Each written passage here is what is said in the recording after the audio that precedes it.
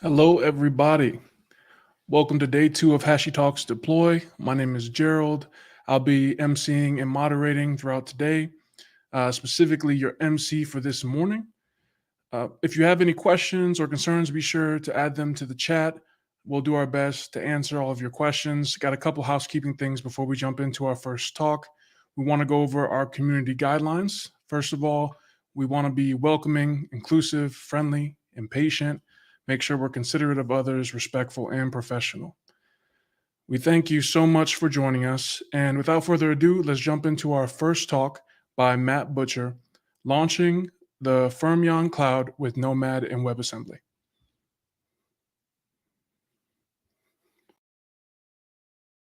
Welcome to Launching a WebAssembly Cloud with Fermion and Nomad. I'm Matt Butcher. I'm the CEO of Fermion.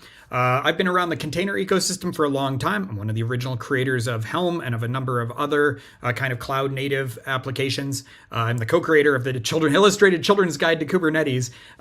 These days, though, I work primarily with WebAssembly, and I'm really excited about what we're going to talk about today because this is really the first time I've gotten to talk about some of the operational parts of WebAssembly in the Fermion cloud. So WebAssembly, we think, is going to be the next wave of cloud computing, and I'm going to talk a lot about that today. But just recently, we launched a platform, and I want to start by telling a little bit of a story about that launch. On October 24th, we launched the Fermion Cloud. It was a hosted service. In essence, Fermion Cloud is sort of like, it's a platform as a service. You can think of it as like Heroku, where developers upload their own applications. Backed by and orchestrated by Nomad, it hosts WebAssembly microservices and web applications. So at first, we saw about 100 users in the first week. Then it was 200. Then it was 300. And soon, Fermion Cloud was hosting hundreds of applications for hundreds of users. It's time for us to have one of those frank conversations about the size of our Nomad cluster. We'd provisioned 8 extra large virtual machines in AWS, and most of them were doing nothing. So while our customers and apps were going up and up and up, it was time to talk about scaling down. Okay, now that's a peculiar story, right? Because most of the time, what we think of is when you start with a fairly modestly sized cluster, and then you start to see a pretty good pickup from users and applications, we would expect to have to grow the cluster, especially when we're starting with only something like 8 nodes. Instead, we're now talking about scaling it down because we're essentially wasting electricity. What makes this possible? Well, that's where WebAssembly comes in. So if you were to ask for a textbook definition of WebAssembly, it would go something like this.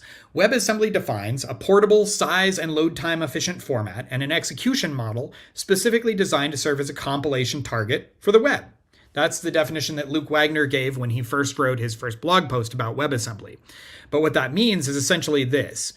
WebAssembly is a standard that defines a way that you can compile different languages like Rust and C or Java, C#, Python, Ruby into a bytecode format that can be executed inside your browser side by side with JavaScript. Now, this original idea was sometimes you want to program in a language other than JavaScript when you're writing web applications. Wouldn't it be cool if you could take a C thing and compile it and have JavaScript call functions inside of C? This was actually accomplished with great aplomb by Figma, who has a giant set of C++ libraries that they've compiled to WebAssembly and used inside of the Figma offering to do certain things very, very quickly. Figma, of course, being a graphical design tool, being able to do mathematical computation very quickly is an exciting thing for them. Now, we took a look at this, well, actually, even before that. We were not coming at this from a web browser problem, right? In fact, we had nothing really to do with web browsers at all. We were looking at a different problem and looking for a solution to that problem. Here's the problem we were looking at. My career, I've been around long enough to remember running everything in a data center, right? And we would install a particular version of an operating system on top of a bare metal instance, and then we would install our application into that operating system. So really everything from kernel to operating system up to application code, really starting from bare metal and moving up from there, was something that we managed, right? And this was a difficult way of operating things, often introduced conflict between developers and the platform engineering, but something changed in the ecosystem around us. And when I first noticed it, when I was at HP Cloud and starting to work on OpenStack, it blew my mind, right? Because up until that time, I had really thought of operating system and physical hardware as having a one-to-one relationship. You installed exactly one operating system on your hardware. You could really only run one operating system at a time, even if you were doing something like multi-booting or dual booting. Along come virtual machines, and that fundamental assumption I had made just went by the wayside, right? The hypervisor made it possible to run multiple operating systems simultaneously on the same piece of hardware. Now, still, we were managing everything from the kernel and the drivers up through the operating system libraries and utilities and file systems and on into our application code. But essentially, we no longer had to run our own hardware. In fact, we could bundle things up and ship it off to someone else so that they could run it on their hardware, and never again did I have to worry about something going out in the rack. So virtual machines were cool, and I was really excited about them. Then along came another technology, and this was the container, right? Made famous by Docker, though I know others had variations of this. Docker really built a set of tools that made it possible to easily build and then operate containers. Now, containers started at a slightly higher abstraction layer. Instead of bringing my own kernel and bringing my own drivers, my application would just split kernel time with any other applications that were running in their containers on the same piece of hardware. So I had a little bit less to worry about, right? Still packaged up much of the OS, all the core libraries I needed, the file system, the utilities, and so on, and then just dropped my application on top. And these images were much smaller. So this is the situation that my team found ourselves in a couple of years ago. We were working in Kubernetes. Now, we were used to the two different types of computing, virtual machines and containers. Now, virtual machines are sort of like the heavyweight class, the workhorse of the cloud, and they did a lot of really good things for us. But they take a long time to start up. Sometimes they take minutes to start up, and they're kind of a burden to be able to manage. Now, containers are lighter weight, and they start up faster, but still they were taking seconds to start up. And we were looking at all kinds of new technologies that were coming out, particularly under the umbrella of serverless. And functions as a service in particular was very exciting to us. But trying to handle problems like the scale to zero problem, which we'll talk about quite a bit during this talk, we could not figure out how to do that with containers. We couldn't figure out how to do it with VMs. We made some progress, but never did we really find a satisfactory solution.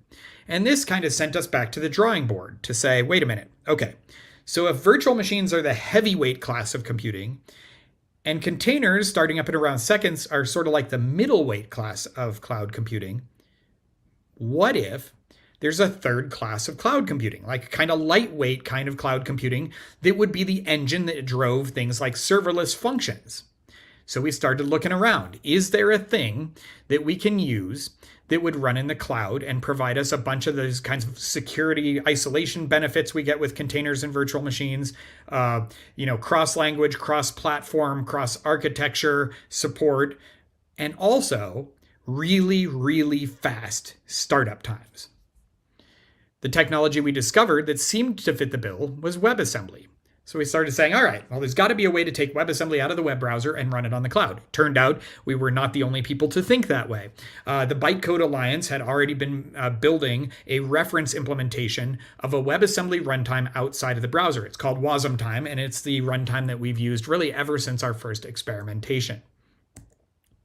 So with this kind of outside of the browser runtime, we could begin building cloud services based on this. And so we began experimenting. And what we really wanted to do was figure out a way to run serverless functions using this third class of cloud computing. Why serverless functions? Well, because we had talked to a lot of developers and we kept hearing the same story. And the story went something like this. Writing a serverless function is delightful because all I have to do is create a little function and start working immediately on the business logic that I care about. Contrast that with the way I've been writing microservices, which is first step, download a bunch of dependencies, start up an HTTP server, write a routing table, manage the SSL certificates, manage process interaction, and then I can start to work on the business logic.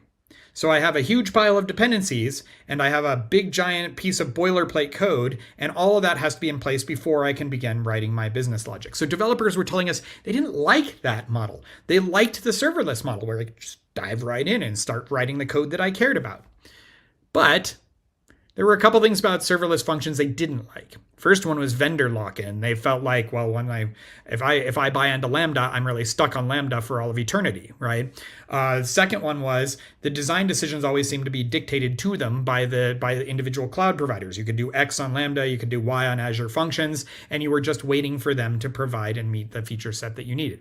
Now, beyond that, came the real frustrating points for people. The applications were hard to debug, they were hard to package, they were hard to maintain. Operators had very little say into how they operated, and they always felt sort of disjointed from the rest of the applications. They're running a bunch of stuff in Kubernetes, and then way over here on the side is a couple of Lambda functions that aren't operated, aren't managed the same way as the rest of the stuff, and that just never sat well with developers. They liked the model, but the operational part of it was just a huge headache to them.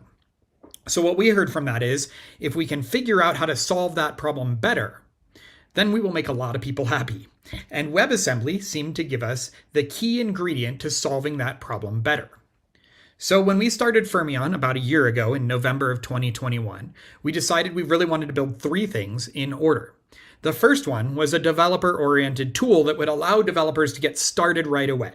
In 3 commands, they should be able to go from a blinking cursor to having something to test. Spin new to create the application, spin build to compile it to WebAssembly, and then spin deploy to push it somewhere. That was the second thing we needed to build. We needed to build a place where they could push their code and then run it in production.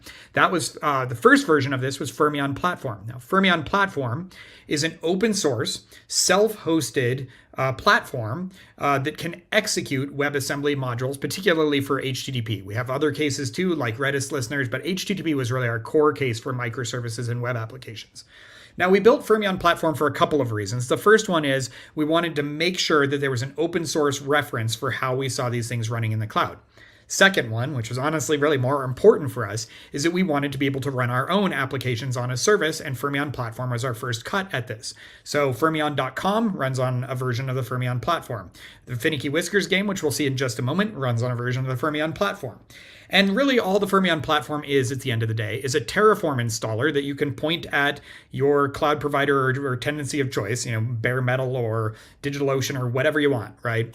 And you can be running a Nomad console vault cluster with all the tools necessary, spins runtime and a dashboard and things like that to execute your own deploy and execute your own WebAssembly-based applications. So that was step 2. Step 3 was that we really wanted to build the sort of like giant version of Fermion Platform. We wanted to build and host Fermion Cloud, where any developer could deploy any of their applications right away without having to think about infrastructure at all. So really, it should be as easy as spin new to create a program, spin build to compile it, and spin deploy to push it up into Fermion Cloud, where they can run it without having to think about infrastructure at all.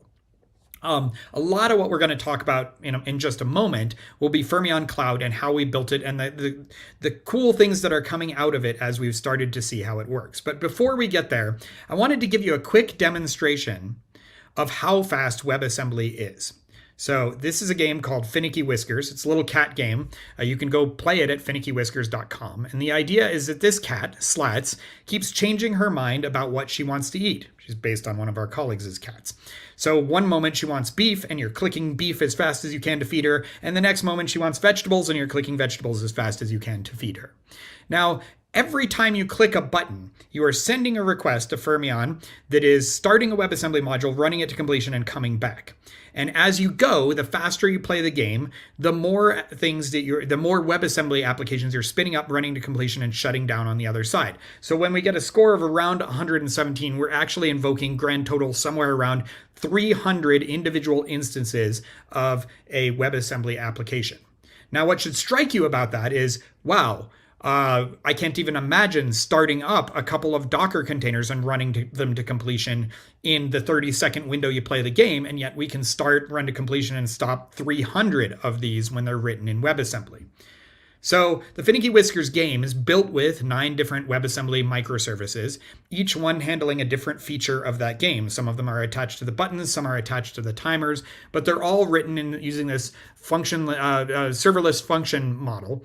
We also have a Redis application, this Redis instance that's running inside of a container. And all of this is being orchestrated by Nomad, and there's a Nomad cluster on the back end. Again, this was all built with Fermion platform. And then the runtime there is Fermion Spin. We built everything in Spin. There's a Spin runtime embedded in the Fermion platform that's executing all of these things. So Finicky Whiskers is a really good illustration of the performance profile of WebAssembly and how we can orchestrate that and run that in production. But for the rest of this talk, I really want to focus not so much on Spin and on platform, but on the Fermion cloud that we just launched, because we're learning a lot about what WebAssembly looks like in a production environment as it scales out when we look at the cloud. I'm excited about this because this is actually the first time I've ever gotten to talk in public about this. It's only been about a month since we first launched this, and now we're starting to learn our first lessons about how to operate WebAssembly in a Nomad cluster at a pretty good scale and increasing in scale as we go. So the topology looks sort of roughly like this. We've got a control plane, we've got a data plane. The control plane is exactly what you would expect in a HashiTalk deploy talk, right? We're running Nomad, console, Vault. That should say Vault, not Nomad at the bottom there. We're running Nomad, console, and Vault. We're running them in a kind of production grade configuration as we learned to do from the documentation at developer.hashicorp.com. And that's really all the data plane has in it, is just kind of the usual suspects. And a control plane. So our data plane has currently, as I mentioned at the beginning, about 8 different workers. I don't know how many purple boxes I put there because I just kept copying and pasting till it looked like a lot, but 8 is what we are currently running as we start talking about scaling down. Each of those workers is definitely running 2 workloads. Everyone is definitely running an instance of the traffic proxy. That's an HTTP proxy that we use to route traffic into particular applications. The second one it's definitely running is LHC. So LHC is a little bit of a pun there, right? Fermion is a small particle. Fermions have spin. So spin, the tool, is also named after a geeky physics joke. LHC is the Large Hadron Collider in Switzerland. We thought it would be funny to name our big giant instance of spin LHC. So LHC is actually more like Containerd. It's sort of a big environment where you can schedule hundreds and thousands of WebAssembly modules to run on top of that one execution context. So traffic and LHC are running on every one of our Nomad workers. Now we also have a couple of containerized workloads. We've got a package repository called Bindle that holds all of the WebAssembly applications. Databases tend to be a better fit for longer running processes and consequently are better managed as containers. Fermion API server is a similar one. It's the always on API server that we could actually rewrite in WebAssembly, but our first shot at it was not. And so we continue to run that as a container as well. So we got a couple instances of the repo, couple instances of the API server running on our Nomad cluster, and then every single worker instance has both traffic and LHC on it. Now, when it comes to the flow of data through this application, this is kind of how it goes. So let's start with the red line. I'm an application developer. I'm writing my first Fermion application. I type in spin new, create my local application, type in spin build it to a WebAssembly binary. Now I type spin deploy. Locally, my application gets packaged up. The WebAssembly file, a couple of supporting components, all of that gets packaged up into what we call a bindle, and that gets pushed off to the Fermion cloud. Now, the first thing that it hits logically is it's going to get routed through a traffic proxy and sent to the Fermion API server, which is going to check credentials, do all of that stuff, and then create a new instance of the application. This is going to take the binary, it's going to load it into the package repository, and then it's going to schedule a job with the Nomad cluster and say, hey, can you schedule this WebAssembly module out to one or more of the LHC instances running out there? Nomad's going to do that. When LHC gets the request, it's going to fetch the package out of the repository, unpack it, and load it into its runtime. It's not going to start it, though. So now here, just pause for a moment. So now we've got WebAssembly modules that can be running on any number of or can be loaded on any number of worker nodes in our cluster. But none of them are running. None of them will run until a request comes in, because there's no point in wasting compute time running something that's not handling any requests. We'll come back to that, because that is sort of like the real magic that makes WebAssembly so much better for these kinds of serverless environments. Pause on that though, and let's talk about an incoming user request. So now I've deployed my application. It's gone to like foo.fermion.com or something like that, right? A user request comes in for an HTTP GET request for foo.fermion.com slash whatever, right? This gray line sort of traces that path. So the request comes in to a traffic proxy. The proxy knows where all the different WebAssembly applications should be served from currently, and it'll route it to one of the workers, and the worker will, the LHC instance there will say, okay, I need to start up an instance of this, watch it handle the request, and then shut it down when it's done. Now, starting up a WebAssembly module takes under 1 millisecond. So in a blink of an eye, your application is up and running and handling the request and returning a response. If it's sub 1 millisecond, there's no point in running it all the time, right? Because we can just start it up and stop it. It's far more efficient to start it up, run it, and stop it. So this is great for that kind of serverless or microservice that's stateless or stores its state in a reliable stateful storage like Redis or like a database. So that's kind of the overview of this. Now let's start to contrast this with another traditional way of running microservices and see where the differences arise. So let's talk Kubernetes, right? Kubernetes, one of the more popular ways to schedule and run container workloads. An extra large Kubernetes, an extra large virtual machine running in AWS can run around 30 to 40 containers in Kubernetes. Now, when I write an application destined for Kubernetes, a microservice, I, as the developer, write this application, compile it, containerize it, and then push the container up and push up a deployment manifest. Now, typically, Kubernetes gets this deployment manifest and says, okay, so I'm going to run somewhere around 3 instances. That's considered best practice, is to start at 3 and scale up from there. So my one microservice gets run on 3 different nodes on my Kubernetes cluster. That means it's provisioning enough resources on each of these nodes to run all the time. And it is indeed running all the time. So when I'm at peak load, I've got 3 instances. When load is dropped to 0, because it's 2 in the morning, I still have 3 instances, and it's consuming all the resources it needs to keep a full HTTP server running and everything loaded into memory and everything operating as normal. Now, imagine my little microservice begins to get popular. It's time to scale up, right? Hacker News sends a whole bunch of traffic, or, I've got an e-commerce site and Black Friday or Singles Day is rolling around. I might have to scale up from 3 to 5, or from 5 to 7, or from 7 even to something like 9. Now, again, what that means if I hit 9 is that I have 9 instances of my application running at all times in my cluster, ideally spread around the entire cluster. At 2 a.m., I'm running 9 instances. At peak load, I'm running 9 instances, right? That means that I'm essentially in a situation called over-provisioning, where I have to provision for my peak load, not for my average load, and definitely not for my minimal load. And the reason we have to do this with systems like Kubernetes is, going back a couple of slides, right? Because containers are slow to start. They take seconds, 12 to 15 seconds to start up, and no user is going to wait for 12 seconds for the request to start being handled. Consequently, we have to run in this over-provisioned state. Now, with WebAssembly, we've been able to go the opposite direction. Instead of over-provisioning, We don't even have to right size the provisioning. We can under provision.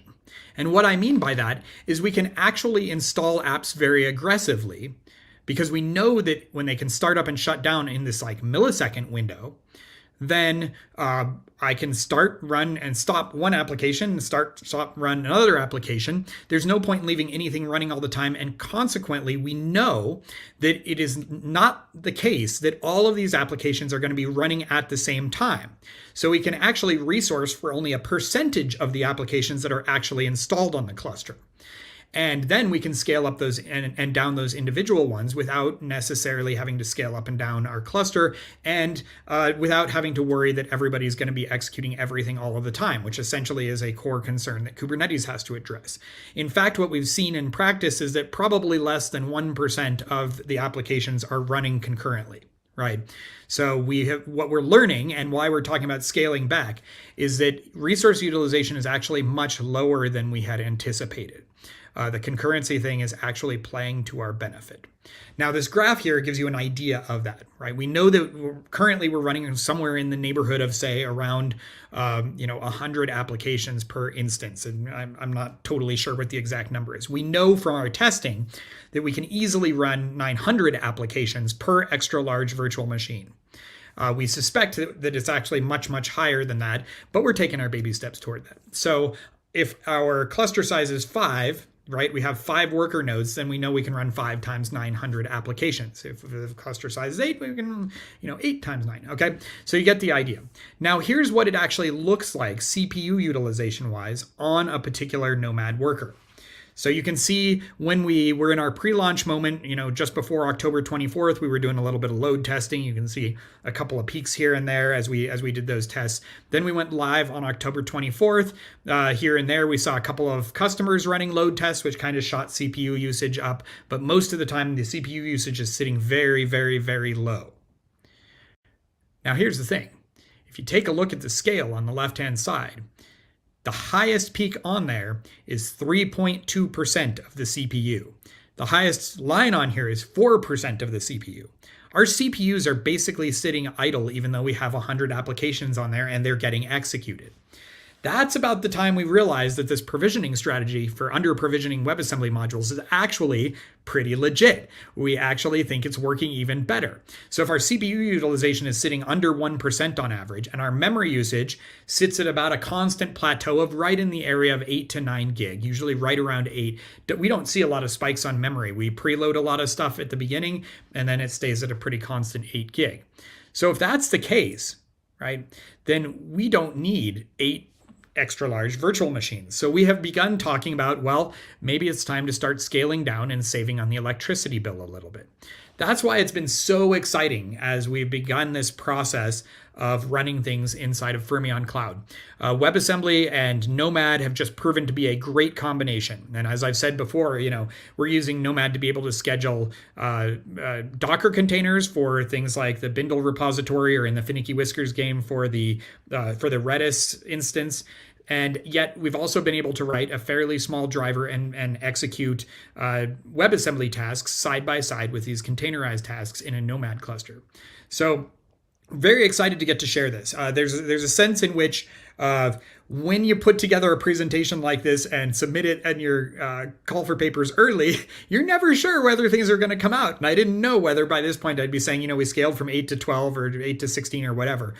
So it has been just a lot of fun to see that a lot of our initial theses about how WebAssembly modules would execute were even shown to be maybe too pessimistic, and that we can get a little more optimistic as we kind of see this under-provisioning strategy play out.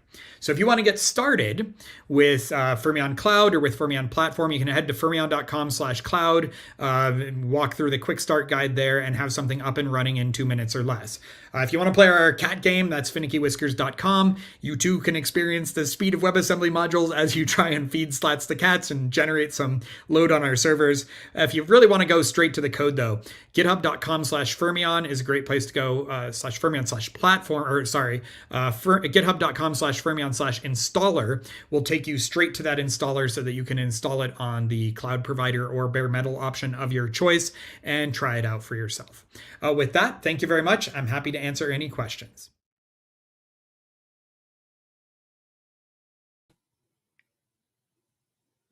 Wow, what an awesome talk.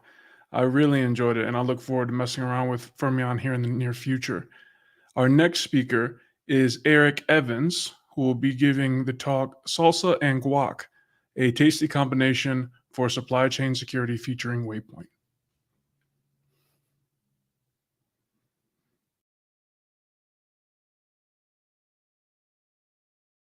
Hi there. My name is Eric Evans, and today I would like to talk about salsa and guac, a tasty combination for supply chain security featuring HashiCorp Waypoint. So what I would like for us to accomplish during this talk is to learn how to secure containers in the supply chain and deploy them with confidence with mitigating any risk for supply chain security. So my name is Eric Evans. I am the Chief Technology Officer at Hanabyte, a automation and security consultancy. Uh, you can find me on Twitter at eGonzalez7, LinkedIn, Eric Gonzalez Evans, and you can also check us out at hanabyte.com. So to start with, it's important to recognize that supply chain security is important. It's a growing concern. It's can be difficult to have confidence in builds and deploys because of the different vectors of attack and so on that can happen throughout a supply chain. To show you the state of this software supply chain, you can see that there is an average growth rate of 742% per year, according to Sonatype, and the lack of provenance, that is, the verifiable information about software artifacts, describing where, when, how it was produced, is just lacking. It's really hard to find projects out there where provenance has been generated and has been signed and has been verified to be true. And a lack of provenance leads to an increase in vulnerabilities and attacks. Without that visibility and without enforcement of software provenance, it's tough to secure the software supply chain, to find areas where there could be potential attacks and mitigate the risks that are associated with those attacks. To kind of give a visual of what it looks like, there's many different areas that a supply chain attack can occur. For instance, you can see on this here, from developer to source. That is, whenever the developer is in their IDE and committing code, maybe the source system itself could be compromised. From source to build, when build pulls code from source, the build system itself could be compromised. Building to package system, and package to consumer. And of course, with third-party dependencies, we get an even more complicated system where those itself could have potential vulnerabilities that we could indeed see as we're consuming software. So as you can see, there's many different areas of supply chain risk, and it's important to have checks to guarantee software integrity throughout the entire supply chain. So the question is, how do we do that? How do we actually solve this problem of an almost exponential increase in software supply chain attacks? And what can we do to mitigate the risk that is associated with that? Well, that's where automated assurance comes in. I'd like to call it automated assurance because Salsa itself requires some level of automation in order to be accomplished. So with Salsa, we get levels of assurance in how secure software is. Salsa, for those who don't know, is the supply chain levels for software artifacts. It is a security framework, a checklist of standards and controls that prevents tampering and improves integrity, secures packages and infrastructure within your projects. And that is what I'm hoping to kind of show us today. Salsa has many levels, 4 levels, I should say. all that depends on the source, the build, and the dependencies that is being examined throughout the process. Level 1, pretty easy to adopt. Basically, what we're doing is we're getting visibility into the supply chain. We're generating provenance, and provenance itself is a structured format that shows, where the software was built, what kind of dependencies it had, what time it was done, and then of course that's signed and also verified for integrity through SHA commit hacks, hashes, and so on. Level 2, you begin to protect against software tampering, and you're adding minimal build integrity guarantees. So you may be checking for the provenance to ensure that it is indeed verifiable. It is indeed adding your minimal build integrity through a build system, hence the automated assurance that we're getting from there. Level 3 hardens the infrastructure against attacks. More trust is integrated into complex systems. So not only are we verifying the tampering and or the mitigation of tampering through the generation of provenance and adding some minimal build integrity guarantees, but we're also adding more trust into complex systems by having a deeper level of integration with the SALSA framework. And finally, this leads to level 4, where we get the highest assurances of build integrity and measures for the dependency management that's in place. So this is where you have a fully implemented within each area of the supply chain, basically the level of the highest level of assurance that you can achieve with SALSA through a further integration. Today, what I'd like to show is closer to level 1 of adoption, which is really just the generation and signing of the provenance, and then how you would be able to deploy that confidently using Waypoint. So Waypoint and GitHub Actions go well together. It's kind of a controversial statement, I think, because there are some GitHub Actions that do, invoke Waypoint, but those repositories have been since archived. In this demonstration, I'm actually going to be showing GitHub Actions and Waypoint working together. So basically, the idea is we are going to generate some secure provenance with GitHub Actions, and we're going to deploy the Kubernetes applications with the containers that we generated the provenance for with Waypoint. The reason why GitHub Actions was chosen for the generation of provenance is because the SALSA container generator, which I think has become generally available just a few days ago. So we're really at the tip of the spear when it comes to supply chain security in SALSA, is actually implemented as a GitHub action. So using what's currently available, you would be able to easily generate provenance for your project and then leverage that provenance in your deployments to achieve that level of confidence that you have.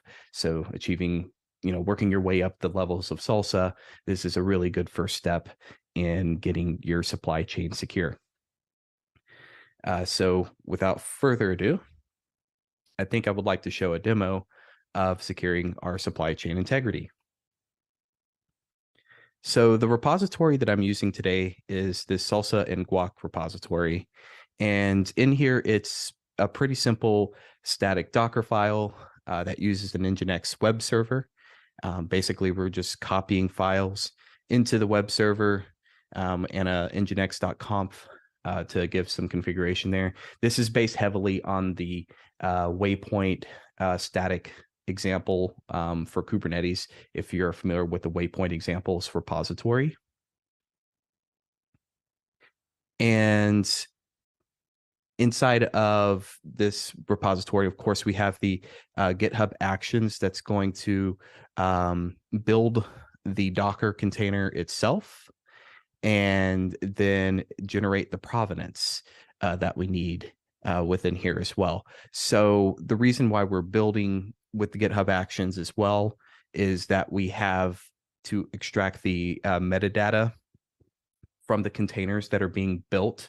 So that is the structure of the provenance that we are looking for requires us to have the tags, the labels, all the information about a specific container, and that's going to be used in the generation of provenance. So that's why we have these outputs here as we're building and pushing and generating some outputs here as well that are all fed into the provenance step that uses the Salsa GitHub generator for generating container Salsa provenance information, or metadata, specifically security metadata, that's going to be used with these particular parameters. So we're pushing into a GitHub repository, and the goal is to generate a container along with its provenance so that us as the consumer of the container can verify its integrity, that, okay, this container was built with this system, at a particular time with whatever dependencies we have. Basically, we're getting a level of assurance that what we are getting is indeed valid from an integrity standpoint in the software supply chain. And of course, we need to do a deployment, because just building containers and storing them is not necessarily a lot of fun by itself. Well, I mean, you can have fun with it, of course, but at the end of the day, if we can have a running application, I think that would be great. So what I have here is Waypoint, and basically with Waypoint, what we're getting is a variable for specific images that we're going to use, what tag in the image we want to use, the username and password that we're going to be using for our Docker information, because Waypoint, and this is a pretty simple kind of showing here, is that it's going to pull that image that we have built and pushed along with the provenance in the GitHub Actions using that specific image and tag that we're showing here. And then with the registry, it's going to basically use the registry to pull in that information, which we feed in up here with the specific image that we want and so on. And then we're going to simply deploy using Kubernetes.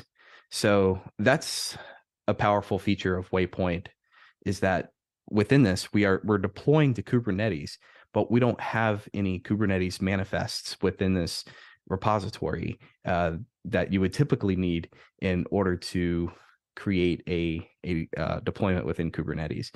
And we simply just use the configuration within our waypoint.hcl in order to perform that deployment, which we will see within the demo. All right, so the first thing we would like to do is maybe make a modification to kick off our workflow, because our GitHub workflow is going to be on push. So we're going to create a modification to a file within this repository, which will trigger a push, which will trigger this job to go ahead and run. Now, note that provenance is not going to be generated until we actually tag, that is, create a release, because when we create a release, this conditional is going to be true, and then we're going to use the Salsa GitHub generator to actually generate the provenance. So in order to do this, I'm going to make a quick modification to the index.html here, so we get something visual. As you can see here, it's just Nginx, a Waypoint Nginx example. I'm going to just replace this with some kind of text that will show us that something has happened. So let's go to, I don't know, welcome to Hanabyte. Just going to go ahead and post that there. And then I'm just going to commit this file. Update that text. We're going to do a push. And we've pushed it to our main branch. We'll now go back to GitHub. We'll check on the status of that. We can see that something is running, which is great. Let's go ahead and create a release so that we could generate some software provenance. So creating a release, just creating a new tag here. I'm just going to call it 0.0.8 since that is the next number. Publishing this release. And that should kick off the build. So now we're going to just start the job here, which will be done through GitHub Actions. And this is going to just simply do the steps to log into Docker there, doing the build and push. You can see the layers of the Docker container are being pushed.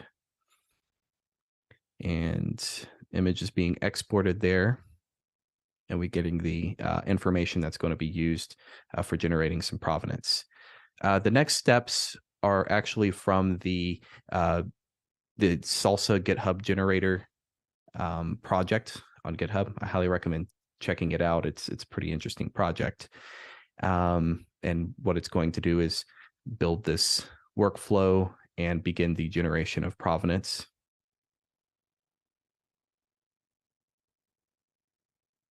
So there it is, downloading some Golang dependencies.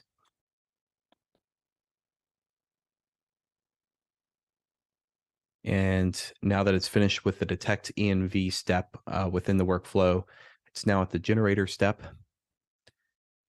This is where the job will be set up, and a tool will actually be used called SigStore to sign the provenance after it's generated.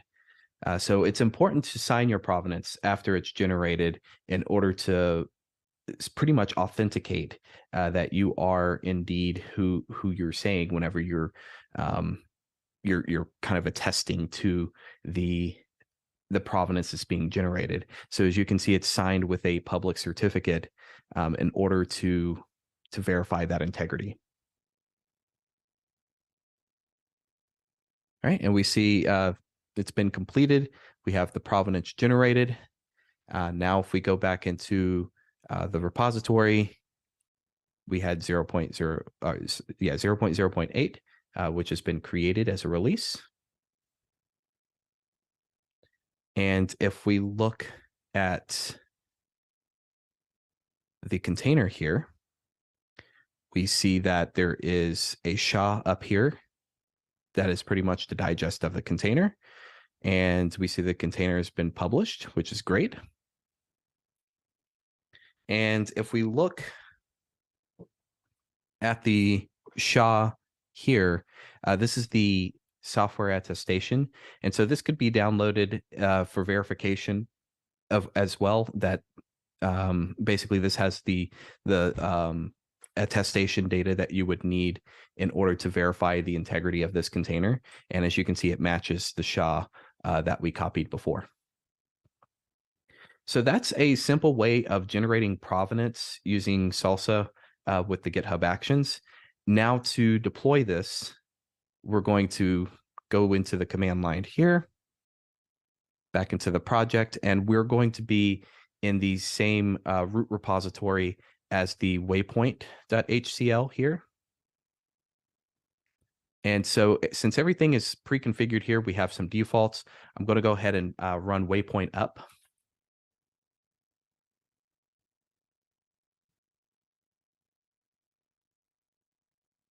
And as you can see, it begins the build.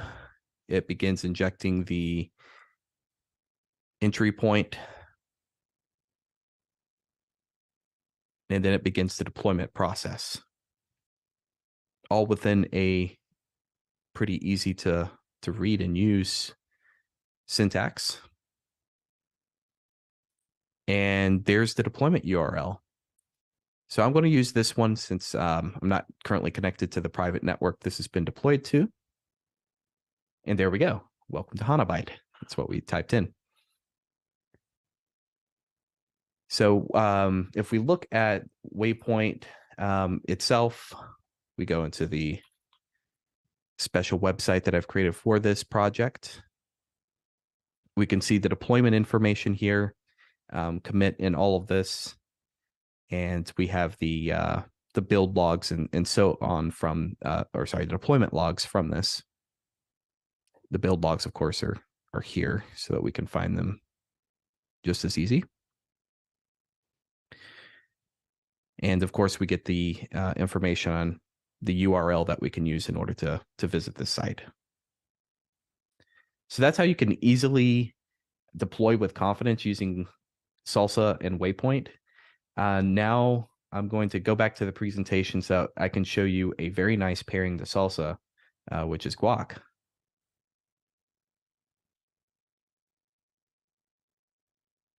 So Guac is another open source project which is used to aggregate security metadata.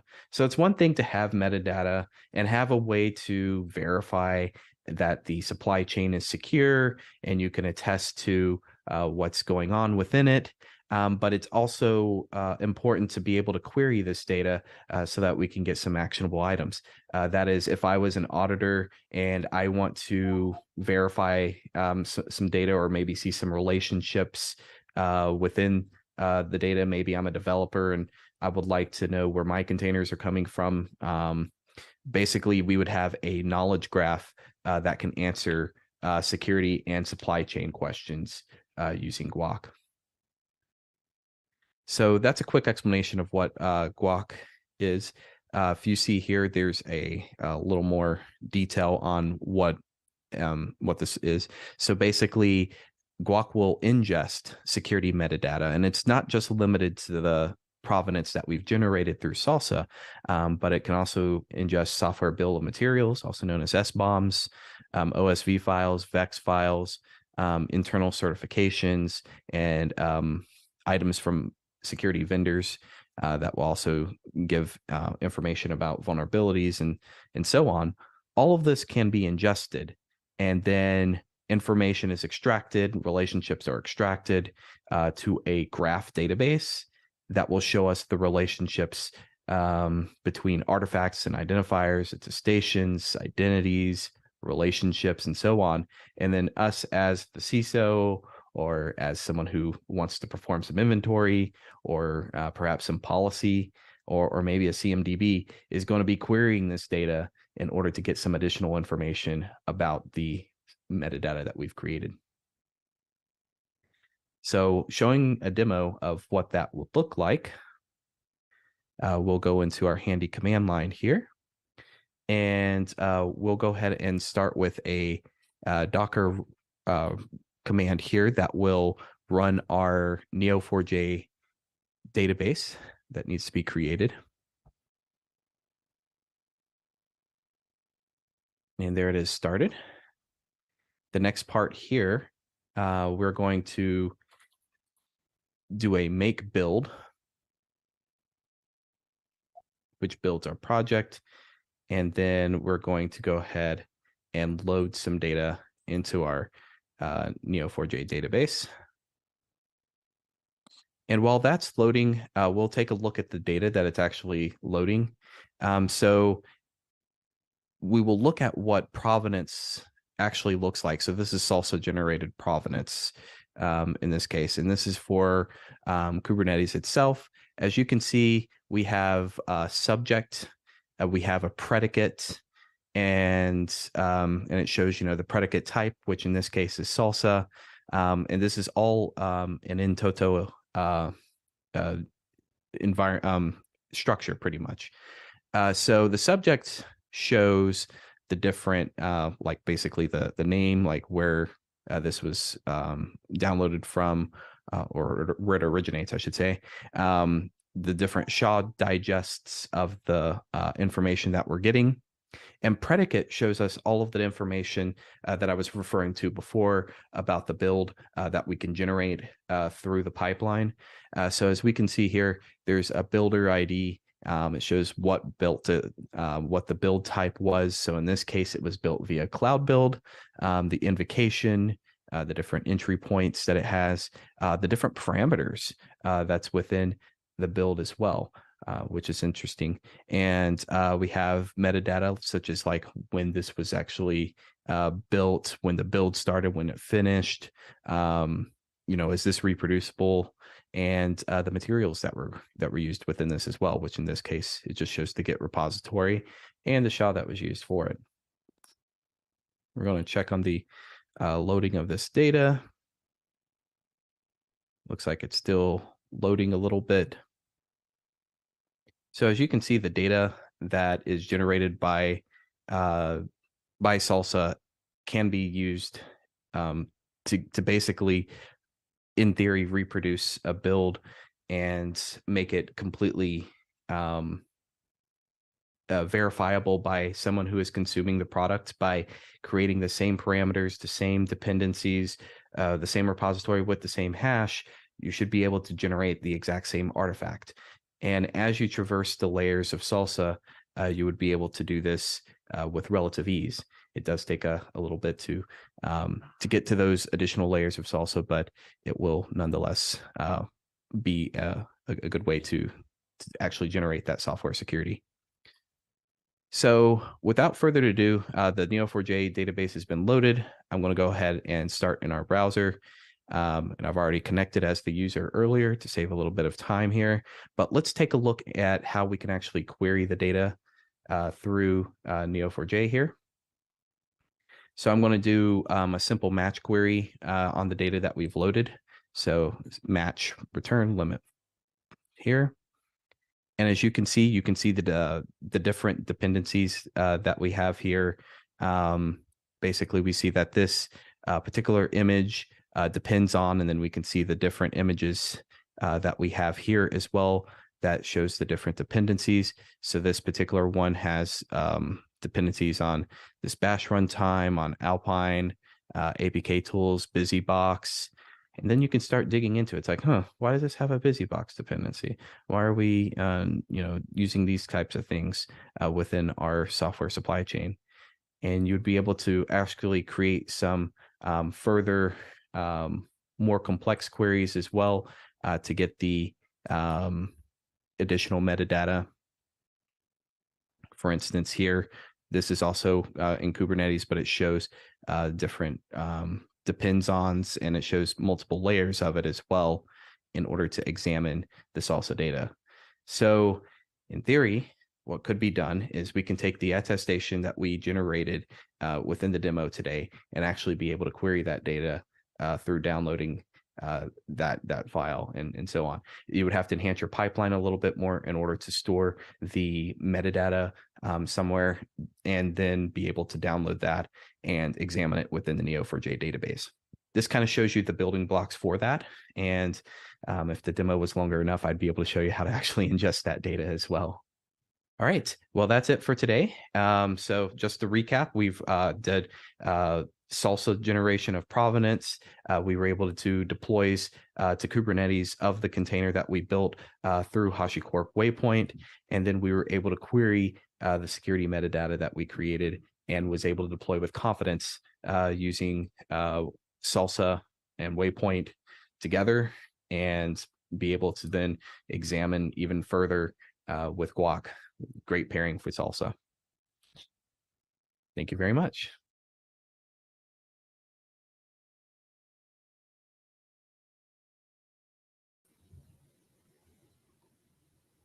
Awesome. Thank you very much, Eric. We really appreciated that talk. Next up, we have Bram Vogelaar, and the talk will be 10 things I learned building Nomad Packs.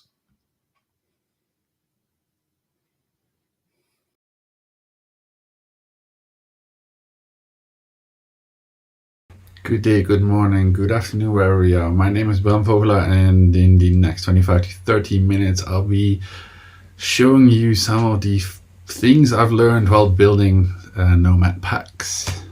Right, my name is Bram Vogelaar. As I said, I used to be a molecular biologist. I've slowly been descending to the dark side to become a cloud engineer. That's my job title right now. I work for a small consultancy company called The Factory in the Netherlands. I am a HashiCorp ambassador and Nomad core contributor for this year. I also help out organizing the Amsterdam hug, and I'm trying to finish a book about Nomad. So let's start for today. While we're discussing Nomad Pack, we probably need to introduce Nomad. Nomad is a tool that's been built by the awesome people at HashiCorp. It's open source, and it is a workload scheduler that can schedule pretty much anything. We're mostly going to discuss Docker today, but it could be anything from a local exec to Java jars, and it's plugin based, so you could write pretty much anything you want, a plugin for anything you want, and some people have. It has native integration with all the other cool tools that HashiCorp provides, like Console for service discovery and Vault for secrets management. It's got some token-based setup, so you can do it all secure, and its jobs, it's the unit of work it uses is described in HCL, the HashiCorp configuration language, and it's used in lots of the other projects that HashiCorp brings out. For instance, Terraform. So if you know Terraform, you can write jobs in Nomad. So what does it look like? This is the most minimal job spec I have been able to come up with. You group things, one or more tasks, and then you describe some of the properties of it. In this case, I've set up a network resource that tells Nomad that something is running on port 3000 inside my Docker container, and that is the unit of work or network unit of work that we're going to use in the rest of the example. We want to expose this as a service inside console. Again, the HTTP port, and we'll have a task that is of type Docker, and we just pointed to a available Docker container, and again we say it's linked to our network port. This looks all quite cool. However, you'll quickly find out that some of this, well, quite a few of these bits are very dynamic. So if you would want to use this from a CI/CD pipeline, you'll see that if I create a new artifact, I'll create a new tag, and this tag needs to be able to pass this into the Nomad workshop. Or let's say I want to use it as a template for most of my services, but some run on port 8080, some run on port 3000. The service name is going to change. The service name might change between environments, right? My service is called something dev or something arc, or I have multiple prod instances. So this service name is also very variable. So how could we make this variable? Life becomes slightly worse, or not worse. The Nomad job spec has lots of toggles you can actually play around with to really make the job do whatever you need it to do, right? We can change the region, we can change the data center it runs in, we can put constraints on the job, saying it can only run on Linux machines or it can only run on Windows machines. I want multiple versions of my container. One is none, so we need more than one, but perhaps I need more in production than I use in acceptance or dev. So this number also needs to be variable. So there's many things that are actually quite dynamic or variable inside the job spec. Nomad has for the longest of times been able to do variables, but this is what we want to do is going to take us a bit further than just variables. And that brings us to the user experience, right? Nomad works very well, but it's functional and reliable, it's usable, but it's starting to stretch on the convenient. And that's luckily where the lovely people of HashiCorp, and especially in the Nomad team, sort of agreed. And what they've come up with is Nomad Packs. So if you're used to or comfortable using Kubernetes, it's sort of the equivalent to Helm, or inspired by Helm. Before, there used to be a project called Levant that was developed by a community member that was later hired into HashiCorp itself, and now sort of the ideas learned from Levant were combined to Nomad Pack. What is Nomad Pack? Nomad Pack is a templating and packaging tool at the moment, so it helps you deploy your application or popular applications into Nomad. It can help you find jobs. So there's a whole system around registries, which I'll introduce in a minute, and it's also written by jobs for Nomad's Pack that are also written in HCL, so something you're comfortable with. But the actual templating is done in the fairly powerful Go template engine itself. So anything that you could do there, you can actually do in Nomad Pack, which makes Nomad Packs incredibly powerful. The development speed of Nomad Pack is quite high still, so I advise at the moment still to use the nightlies because new functionality is coming out all the time. Well, I alluded to this already. So it has the notion of registry. So it's not only that you can run packs locally, but you can also pull them in out of the registry. So in this case, I'm showing simple commands about the registry. So in this case, I'm going to add my own observability registry where I've been creating a lot of jobs related to observability. So think Grafana, think Prometheus. And in this case, when I run those, I just say I'm going to Nomad Pack run my Grafana, and I'm going to make sure that the job name is set right. And I specifically tell Nomad Pack to run my version from my registry instead of using the default one. Or if you're more comfortable running it directly from CI, you can also include the entire pack into your local registry if you're into mono repos, and then you can Nomad Pack run from a local directory. So you do not have to use registries, but of course there's some benefits. But not all environments allow you to run stuff that you pull directly off the internet, or you don't even have network availability to the wider internet. So in those cases, Nomad Pack is still a very viable system. So if you look into this default registry, that is something that automatically gets pulled in from the big wild internet. So if you're in a situation where you don't have internet access, Nomad Pack is written in such a way that it will always try and install this default registry. So golden tip from RAM is make sure that what it actually does on the hood to see if it needs to pull in this default registry is just it checks if a certain directory is there, and if it is, then it's not going to pull in. So if you're on an offline system, just make sure that directory exists, and then we're good to go. And if you see registry, the registry list is going to show you all the packs there are. It's going to show you at what version it is and where it's kind of pulled in from. So that's quite cool and quite informative. Like, what does a pack look like? In this case, it's we turned the simple job we had before in one of the first slides, and we turned this into a small pack. It's going to have some README files. It's going to have a metadata file. The outputs at the moment are not too useful yet, and then it's going to have the templates files and the variables, and that's where the meat of the pack is actually happening.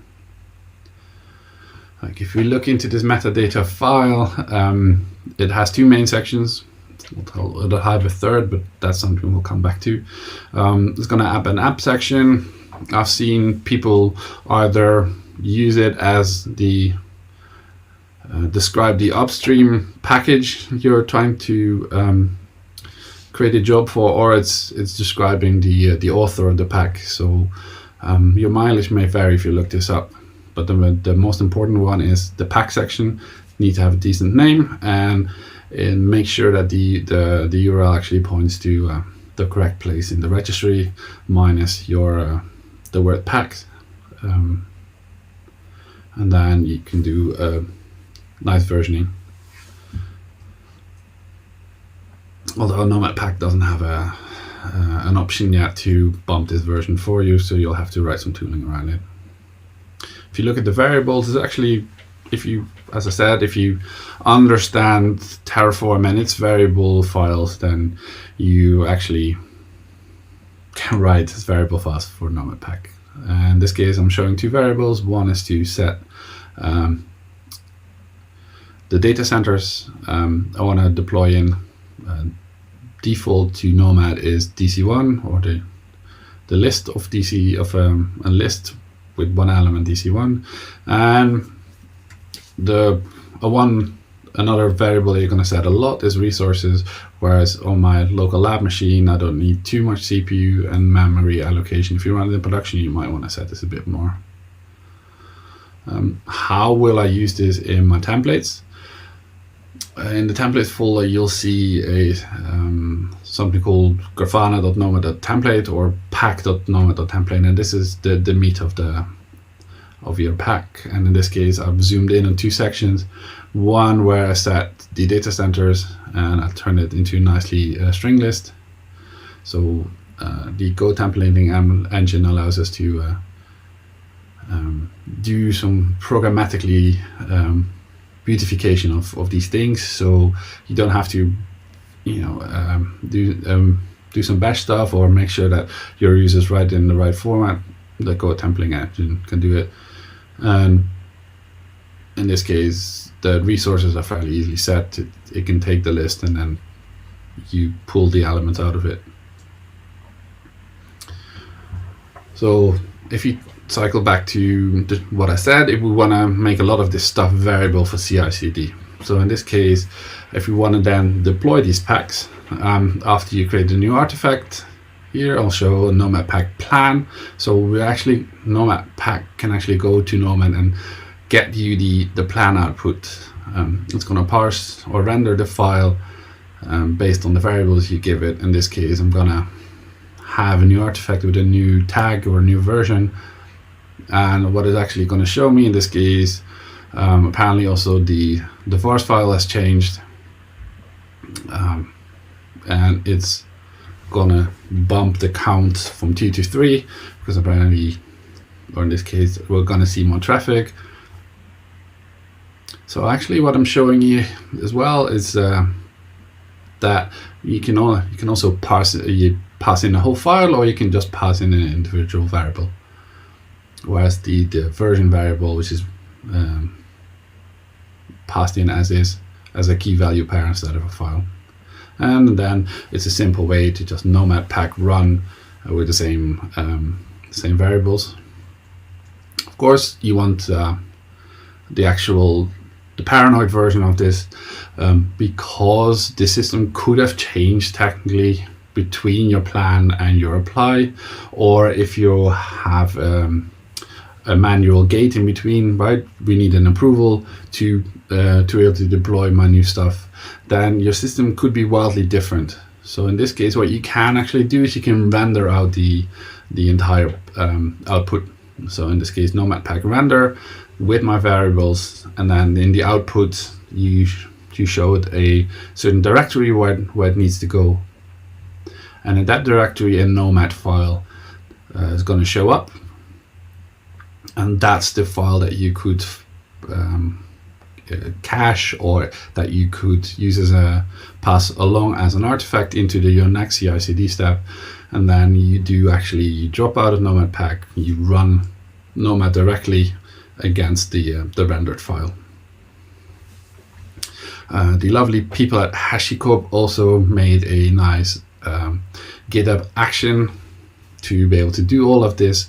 So if you are running directly out of GitHub or GitHub Enterprise, this is something you could look into. Nomad UI also had some interesting changes since 1.4.3. Now you can see inside the general job overview which jobs are normal aircore jobs and which ones are deployed out of a pack, indicated by a little pack icon next to the name. And if you zoom into the job or look into the job allocation itself, you see at the bottom of the page there's some more metadata information that got passed along and is displayed here, like what registry is coming from, what version we're running. So that's quite cool. That's how the UI and the CLI start to wrap up nicely together. And then if you zoom in a bit more into the more complex parts of the templating engine, which makes us have a very powerful system, as I said before. In this case, I'm gonna zoom into how to set this job name variable, and in this case it doesn't show up as a variable, it shows up as a template reference. So what does that mean? There's another underscore help of the template file where you can have you can build some more complex logic around variables. In this case, this job name isn't just a simple variable substitution. No, here actually it does some clever logic around if this variable is set or not, and if it's not set, it's just going to use the pack name. But if I specifically set the job name, then it's going to use that one. So you can actually build up very nicely around these variables. Right, this helps us abstract away all the air quotes boring or repetitive bits, the things you're always going to set, like the resources. Like nobody wants to copy and paste all the stuff around, so you actually just move it into your helpers file, and that may also make the actual template much more readable.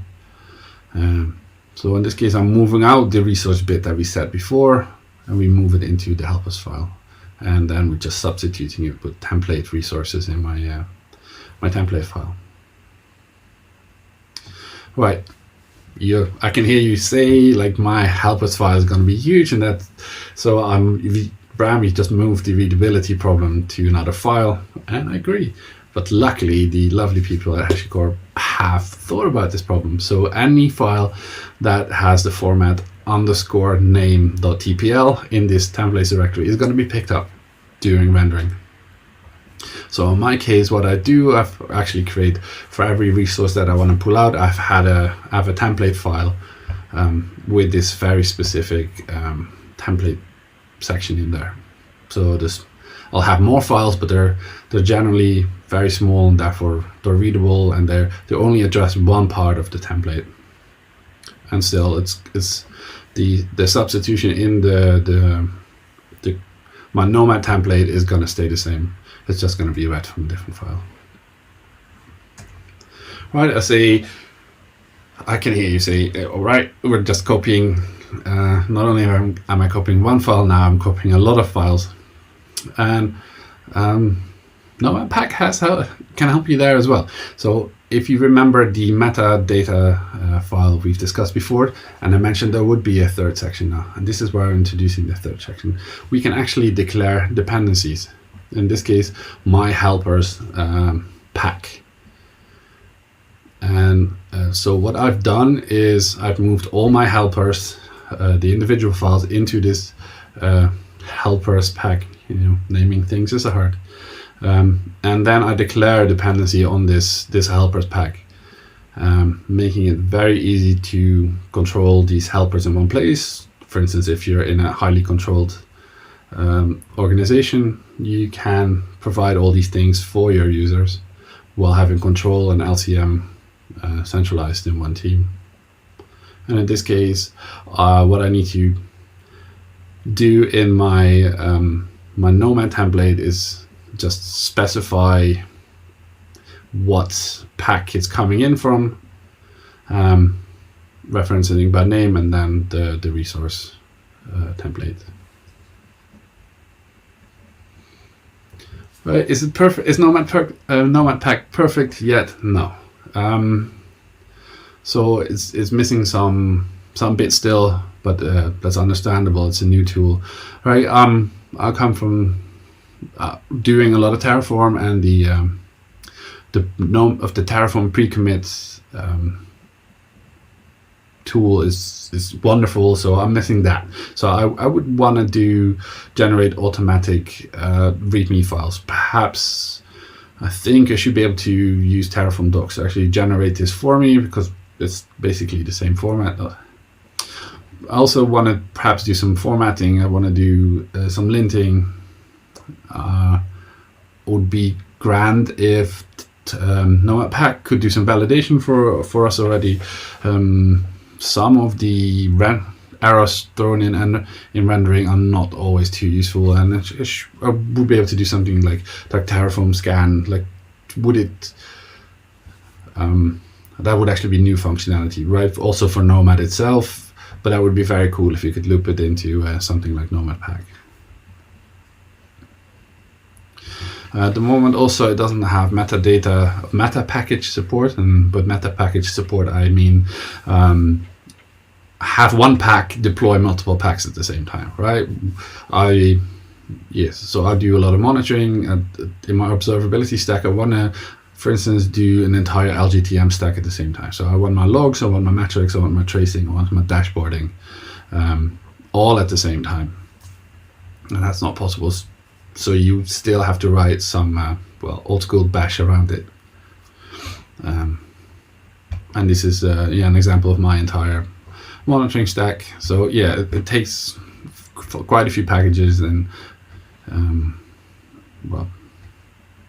if one breaks, then everything breaks. So it's not ideal. So you have to still, if you want to do this, if you want to deploy a pattern like this, you still need to do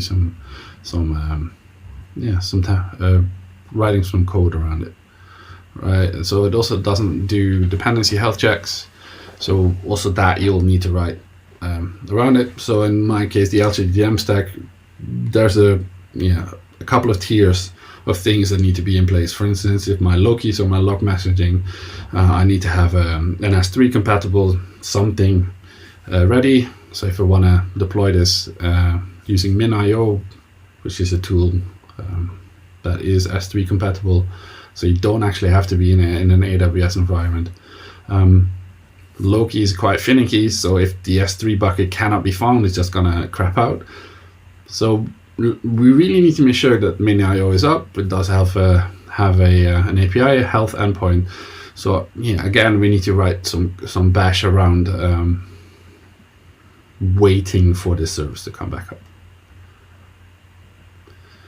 That brings us to the end of my presentation today. I hope you enjoyed it. I hope you learned something from it.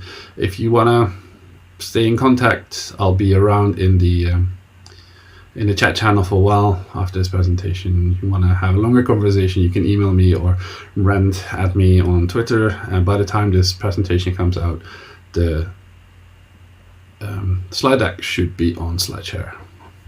Thank you so much. Have a great day.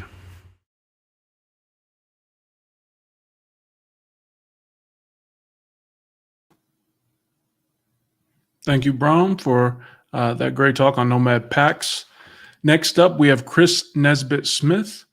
Is it time to put your pet Kubernetes down?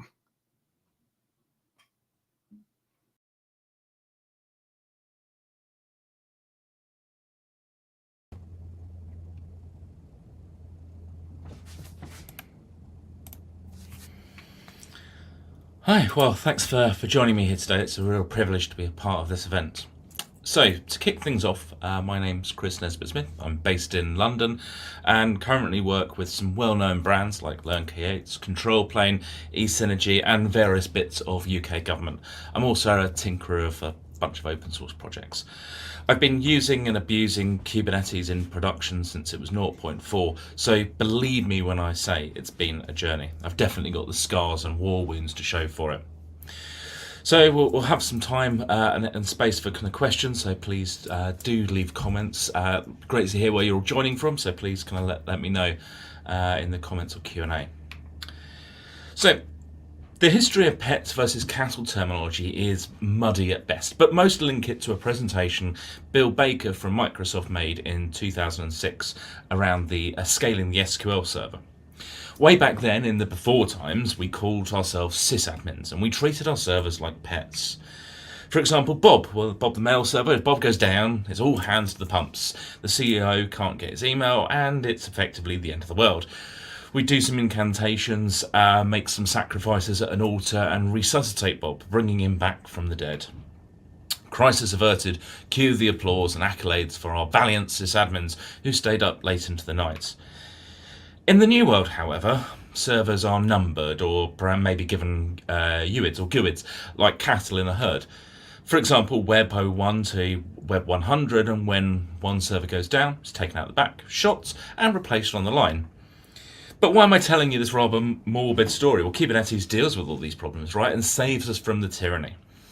And you're right, it does. All of your computers are all called nodes and abstracted and given arbitrary names. Auto-scaling groups and such will automatically detect the sick in your flock and take them out and bring a replacement in, all while seamlessly rescheduling the workload that was on the failed machines.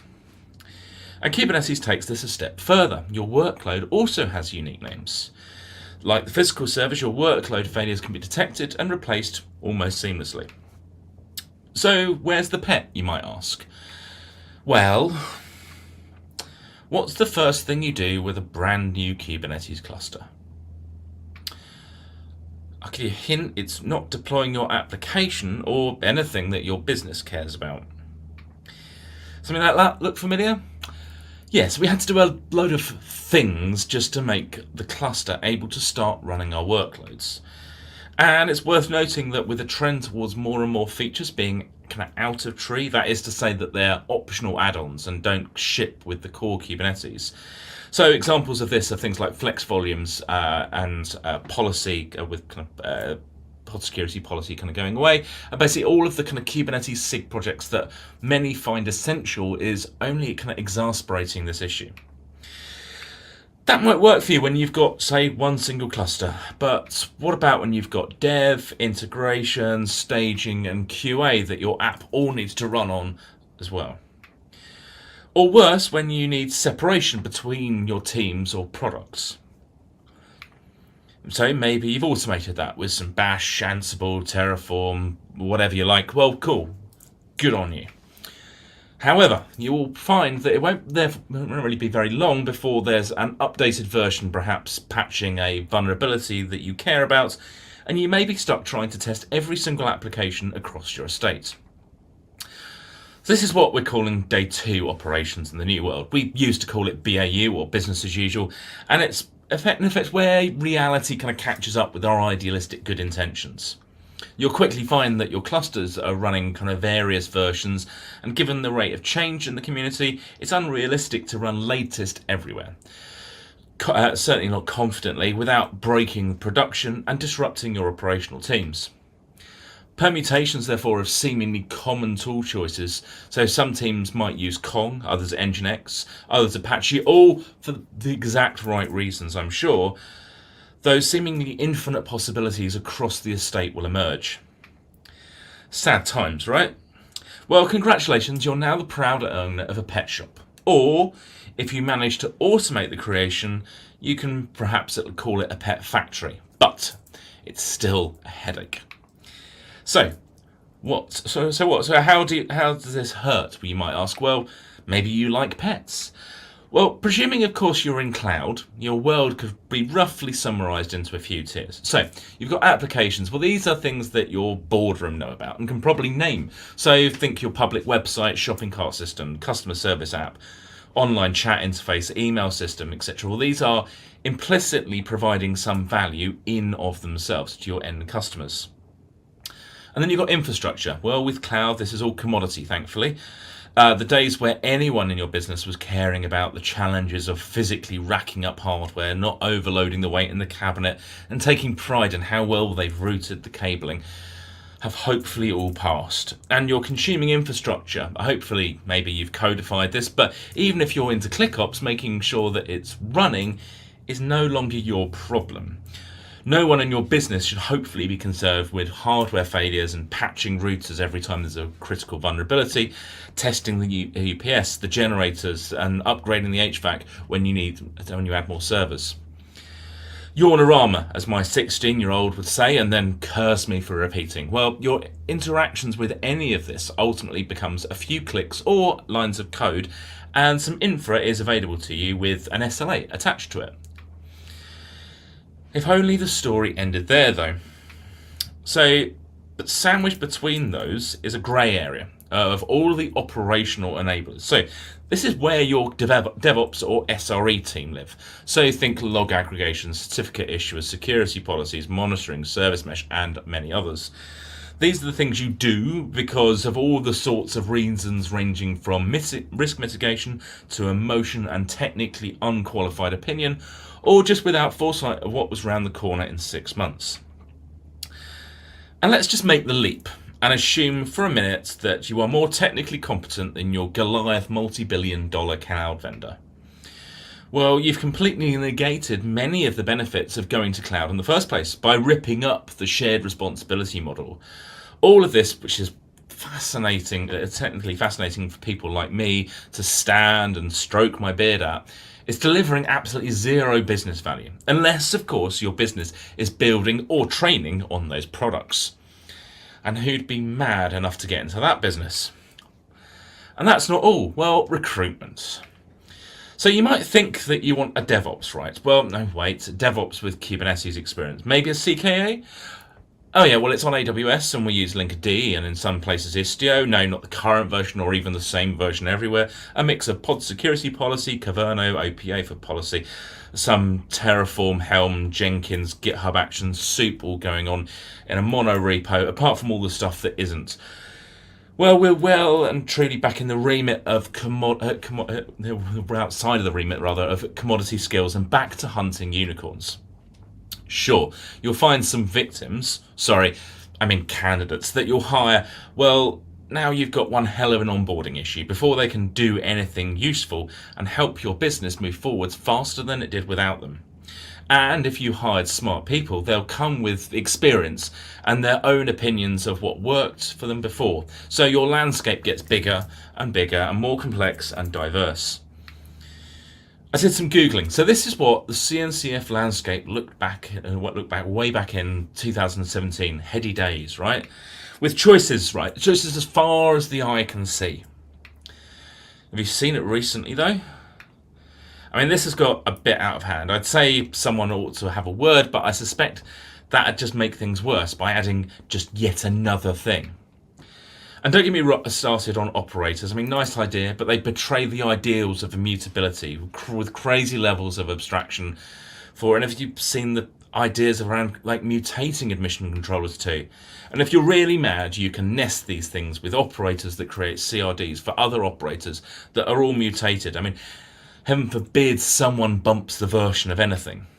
And no doubt all held together with sticky tape, chewing gum, pipe cleaners, thoughts and prayers, and Helm.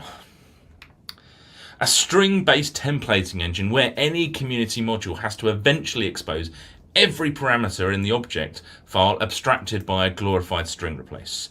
So now I've got to have in my head all of the complexities of the Linux or Windows host, how the container runtime works, the software-defined network and the storage, the hypervisor before the container, the scheduler controllers, the auth, the policy, and any mutating policy in the cluster, before I worry about how someone in the nested Helm chart mess of hell has mapped the replica count of one of the deployments to a string called db replica count, and how that has changed in a new version of a dependency not following semver to database replica count. So instead of having my expected 3, I have now only got 1.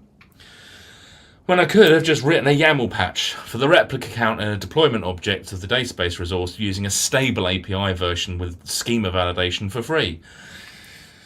The kids doing Kubernetes don't seem to have learned from the past.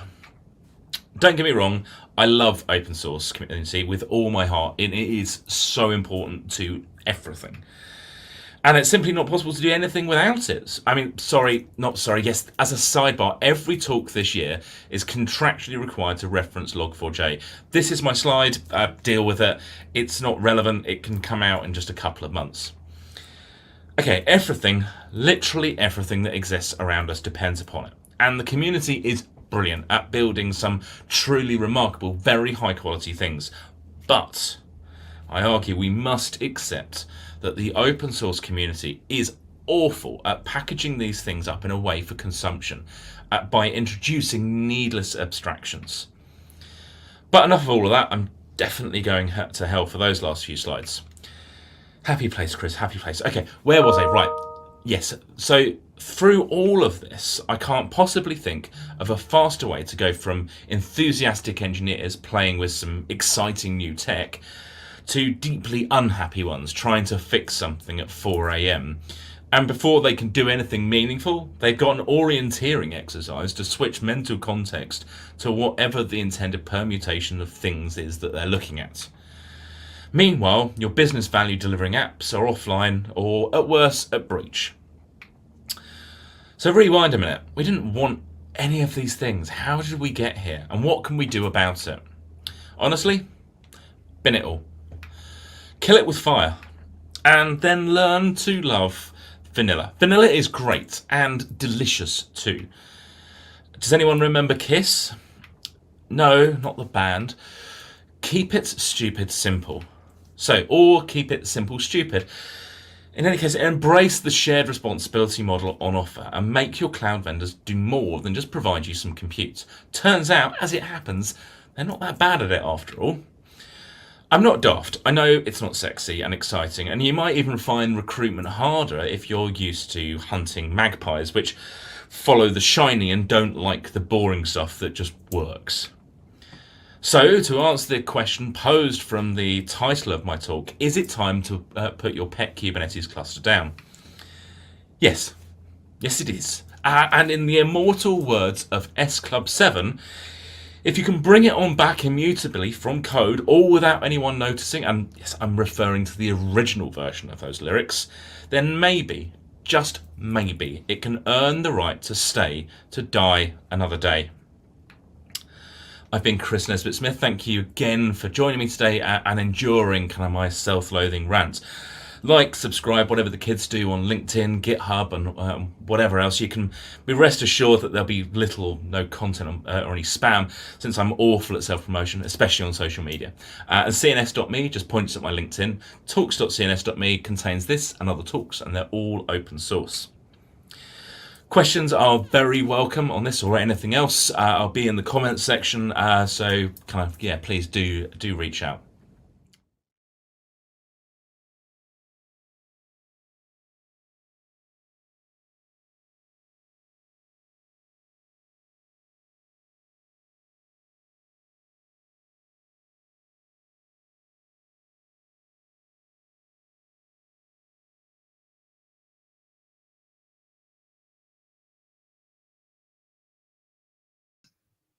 Hey there, Gerald. If I can interrupt you, you are on mute.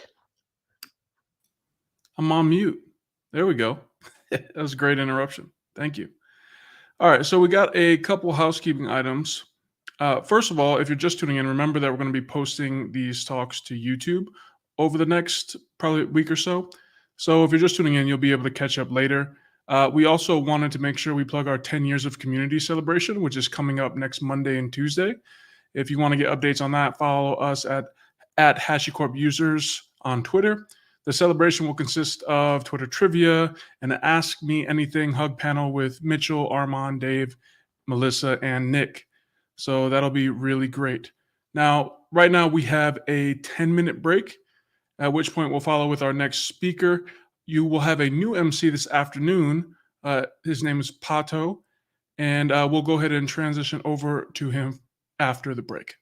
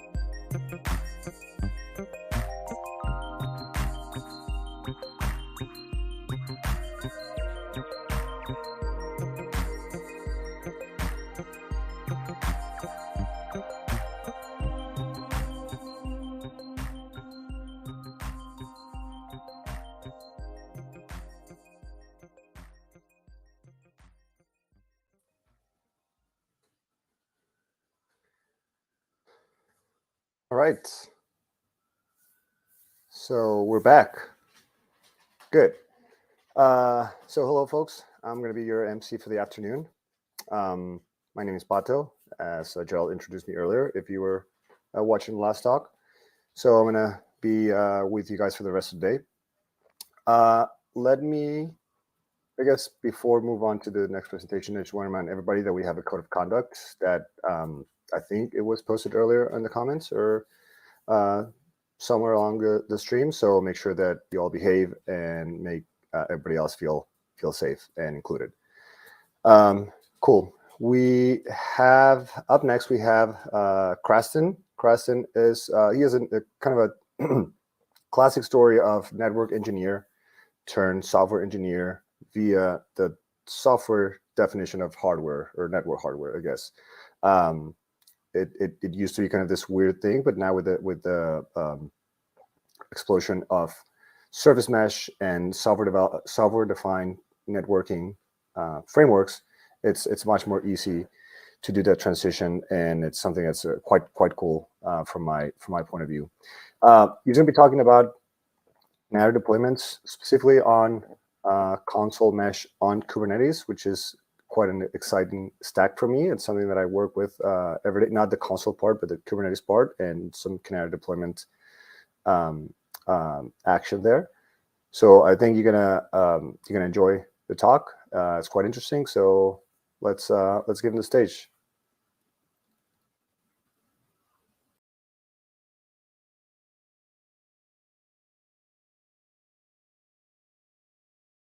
Hello, everyone. Thank you for joining our session today. This is the Canary Deployments with Console Service Mesh on Kubernetes.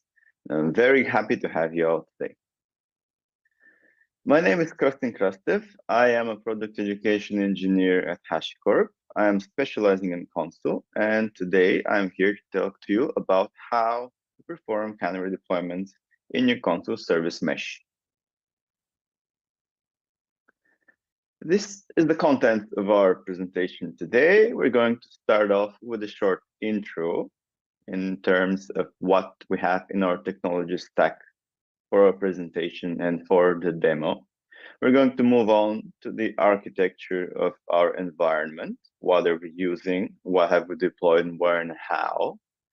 After that, we're going to have a short description on what application we're using in our environment. This is going to be HashiTalks for this specific case. And we're going to go over the several microservices and ways that the HashiTalks as an application functions and performs. After that, we're going to explain the concept of Canary deployments from origin of Canary deployments all the way down to how to do them. And after that, we're going to have a live demonstration on how to perform these in console service mesh.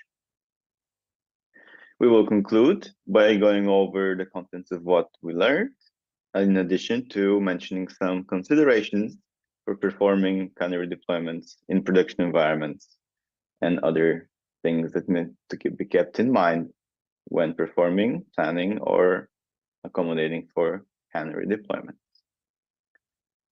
Without further ado, let's jump right in. Our technology stack today consists of a few moving blocks. Of course, at the center of our presentation is the HashiCups sample app. HashiCups is an online store for coffee that you will see shortly. It's a simple microservices-based application that we're going to make use of.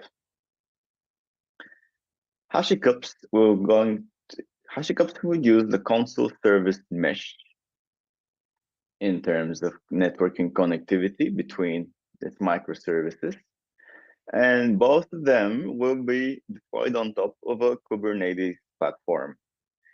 Kubernetes flavor is going to be EKS and will run in an AWS instance in a cloud. Now, let's jump right into HashiCups itself. HashiCups will run into this environment. We're going to start off with a simple Kubernetes cluster running on AWS, the EKS Kubernetes cluster. For this specific example, we're going to use just one node to keep the explanation simple and straightforward. On this node, we're going to add a VPC peering so that the EKS cluster can connect to HCP console. For this demonstration, we are going to use console in the HashiCorp Cloud platform, and we are going to connect our clients running in EKS to it.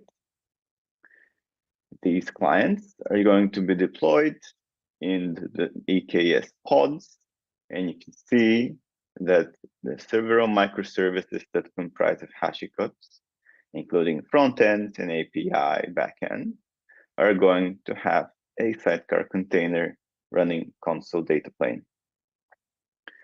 It is worth noting that with version 1.14, console for Kubernetes no longer requires that you run clients within the Kubernetes cluster.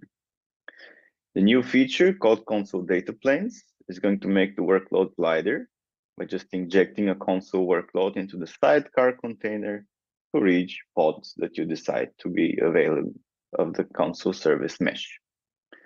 Naturally, if you run console version 1.13 and lower, you will have to deploy console clients in your console Kubernetes environment.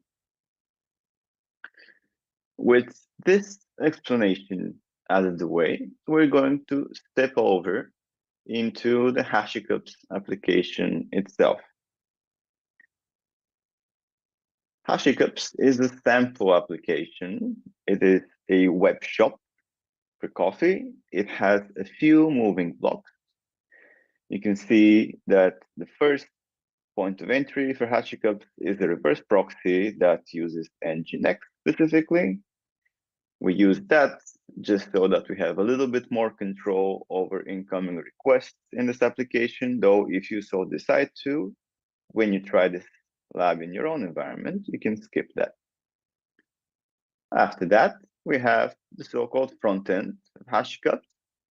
This is a very standard version front end. It deploys with a microservice workload, and it uses a few upstreams in which public API and products API. These two API microservices connect to the database and to the payments microservice. And this is the whole setup of the HashiCorp microservices application. In our case, as you can see in this diagram, HashiCorp is running on top of console service mesh in our already deployed Kubernetes cluster. Now, moving on, what are Canary deployments and where do we use them? Canary deployments is a technique in IT rollout that lets you perform gradual software and application releases so that you mitigate and you control the risk that comes connected with deploying new versions of your software. When we say Canary deployments, that is the first thing that pops up to mind, at least to me. But the term and its origins are very interesting and unusual.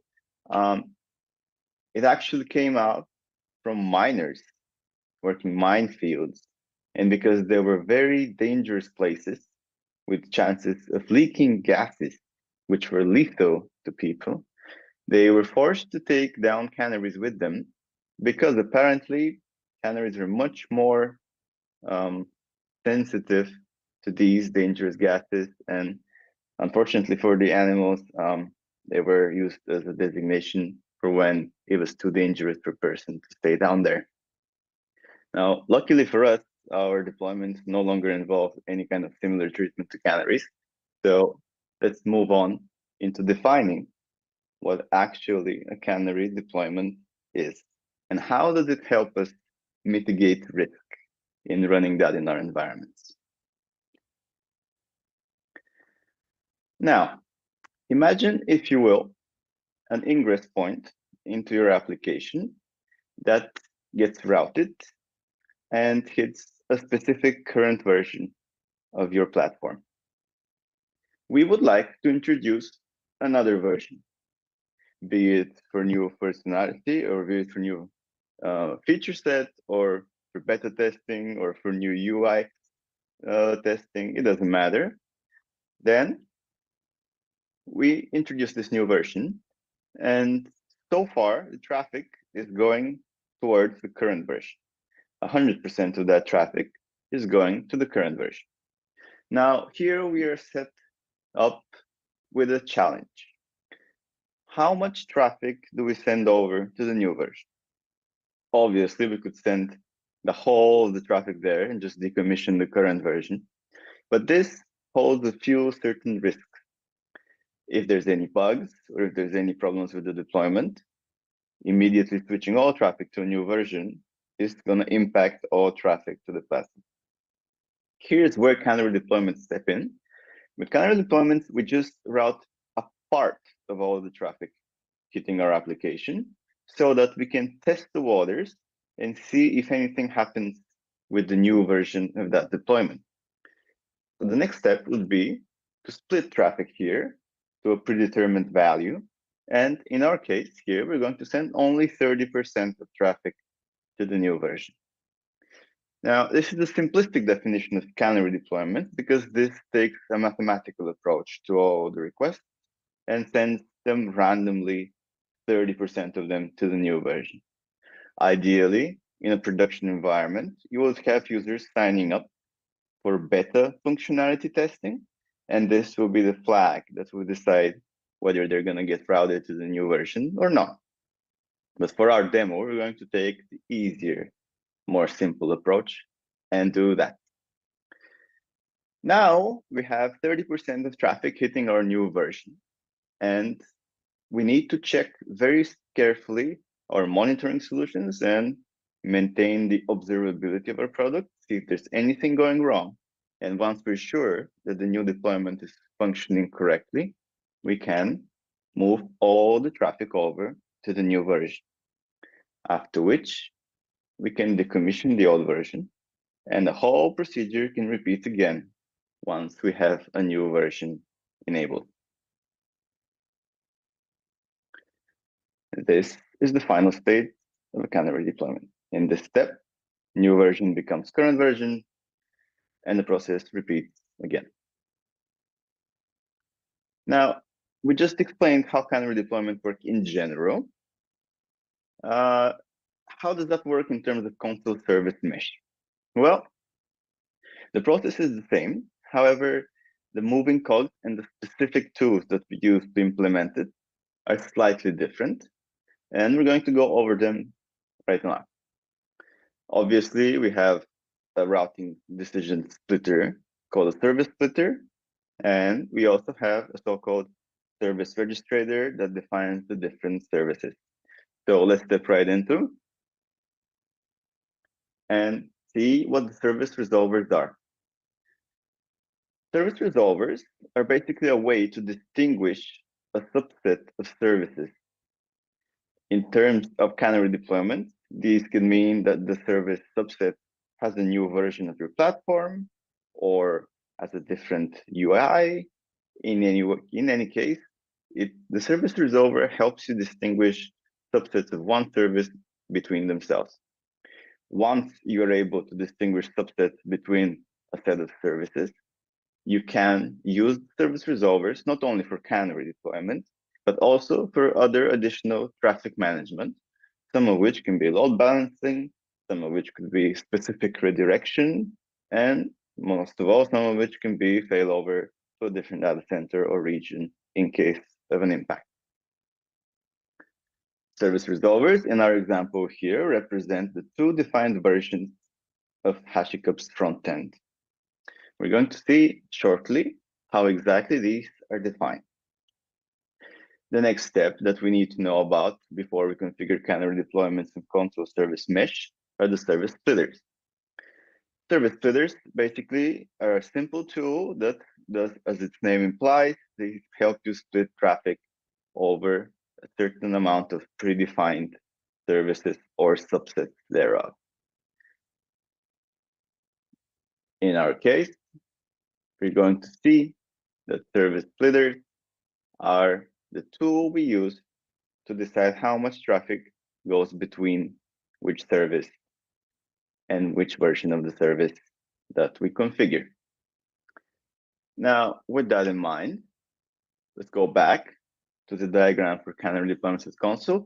Hopefully that makes a little bit more sense to you now, but the whole idea of service splitters for using Canary deployments is that you will have a service splitter tool predefined that you can configure to route different parts in different sections of traffic to different versions of your application. And with that in mind, it's time for a demo. Let's do that and let's see how service splitters, service resolvers, and how Canary deployments work with console service mesh. Now, as you already know, we have a Kubernetes environment with console. Yes, console, and I have already pre-configured that for you so that we don't have to waste time. I have console deployed onto the Kubernetes environment, and we're gonna take that and we're gonna run these two commands. They're going to configure our environment here to access the console clusters and the client via HTTP. We're going to run console members to make sure that our environment works, and that's true. You can see that I have a couple of nodes running in AWS, and I have my data plane clients connected to that. Now, let's open up the app UI and the console UI so that we can check visually how the status of these is. We're going to use this link to navigate to the HashiCorp's UI. And here is the HashiCorp's demo application for you. You can notice that we have a bunch of different coffee versions. You can click that. You can look at the product options and the informations. And we can also make a mock purchase should we decide to. Once we go back to the main page, if you scroll down, and I'm going to zoom in for you, just like this, you can see down here that we are hitting HashiCorp version 1. We're going to have 2 versions for the front end, and we're going to use our Canary deployment guide to distinguish between these 2 versions. Now, let's open the console UI as well and check out the services there. I will copy this link here, and I will open it. And I will also log in.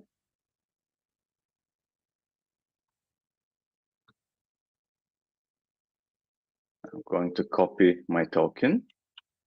I'm going to log in with it. Perfect. Now, we can see that the microservices of the HashiCorp application are listed here. And we can see that in front end, we have 2 instances. This is because I have, again, pre-deployed 2 versions of the front end so that we don't have to wait for deployments. If we look at this one, you can see that the name is just front end, but if you look at this one, you can see that this one is version 2. So every time traffic would hit front end version 2, we'll be able to see it in our HashiCorp UI listed here. Now, let's go back to our terminal and let's start configuring the HashiCorp Canary deployments.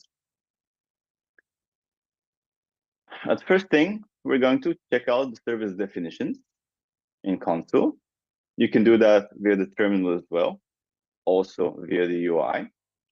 So if we run this, you're going to see that we have exactly 2 front-end services. One has the tag version 1, and the other one has the tag version 2. This is also visible in the console UI. So we can go here to services, front-end, and the instances. And for example, to check the one with version 2, if we click here, now we are in version 2 service instance.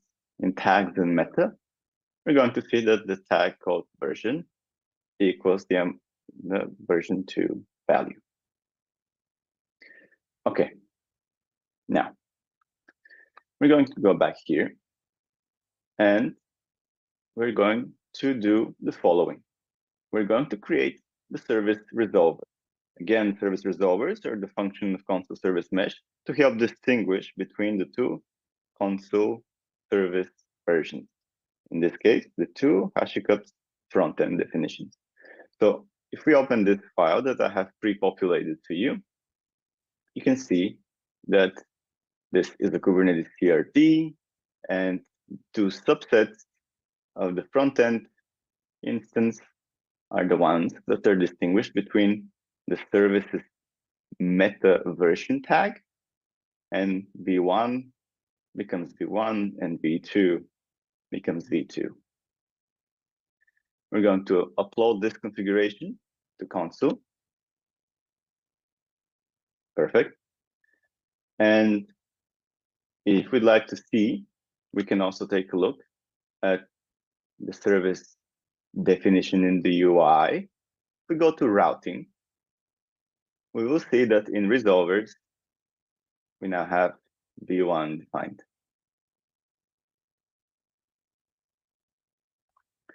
Now we're going to configure a splitter that is going to take 30% of the traffic and send it to version 2 of the front end. We're going to take this file, and you can see that this is a service splitter configuration. It defines a split between service subset v1 and service subset v2, with v1 taking 70% and v2 taking 30%. We're going to apply this configuration. And again, once we go to the UI, we can see that now we have 2 versions and also a service splitter has been configured. And this splitter, when I click it, splits traffic between V1 and V2. And if I hover over the line, you can see that 70% gets to V1 and 30% goes to V2. Now, if we refresh the UI, for 1/3 of the chances here, we're going to see HashiCups V2. There we go. After 3 refreshes, we see V2. This way of checking, however, is a little inconvenient. So what I have done for you is a little script that just opens up the URL for HashiCups and takes a look at the string and the footer of the page. So I'm going to run this.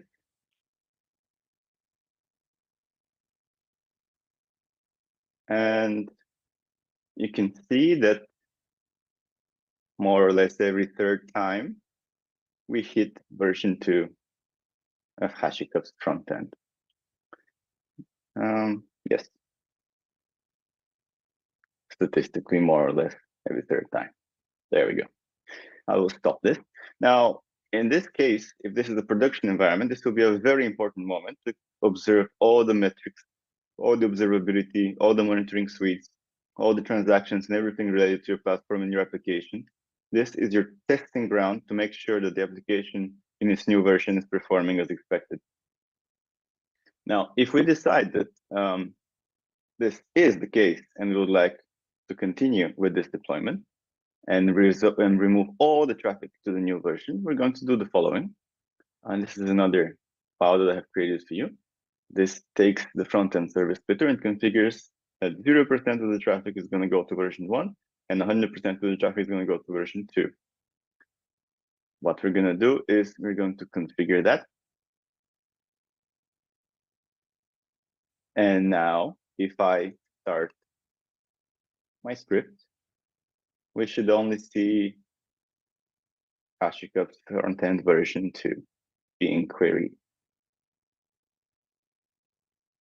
Let's give it a few seconds and make sure that there's no statistical routing or anything else going to version 1. Yeah, I think this is successful. Now, at this point in time, we have completely migrated all our traffic to version 2. If we go back to the UI of console, and if I hover over line here, you can see that 0% of traffic is going to V1 and 100% of the traffic is going to V2. The last step of this Canary deployment would be to now delete the definition of service resolver for V1 and then go back and decommission the services that are actually running V1. Of course, in a continuous integration or continuous deployment pipeline, this should all be automated and should not be a manual process. And after this is how you do Canary deployments with Contour Service Mesh and Kubernetes. Now, for the cleanup, we're going to delete the service splitter, and we're going to delete the front-end resolver as well. Now, if I check again the services instances and the service routing, you can see that the splitter has gone and the resolver's configuration is gone. We have effectively reverted our Canary deployment in a way rolled back right now. Yes, so let's go back and jump back into our presentation. Conclusion time. What did we just learn? We learned that deployment of software can be made in a step base. It can be rolled out slowly with a slight amount of traffic hitting the new version, so you can test it with either a target group or statistically a random piece of group. We've learned what a Canary deployment is and how to perform it with Contour Service Mesh. We've learned about the configuration elements of Contour Service Mesh on Kubernetes that help you perform Canary deployments and other traffic routing configurations that you might want to do. And we also have learned a few considerations for production environments on what to perform during the traffic rollout, where to pay attention after that happens, and how to complete the transition and make sure that the product environment of your application is running in a correct state. The important thing for this case is monitoring and observability. It is very, very important to have a proper monitoring set up for Canary deployments, because monitoring is essentially your test of whether your deployment has been successful or not. This is the way that you can leverage the power of Canary deployments. And if there are any issues with your deployment code or application's new version at all, this will be the time to find them so you can mitigate the risk, close down the impact, and make sure that any kind of issues do not bring down your whole environment for your customers and your service. Now, if anybody has any questions, please direct them to the YouTube comment section below, and I'll answer all of them as much as I can, as many as I can possible. And if you want to test the code for yourself, please go to developer.hashicorp.com and search for Canary deployments. You will find a guide there with all the source code that you saw here and all the configuration. And you can log in, create your own HCP cluster with console.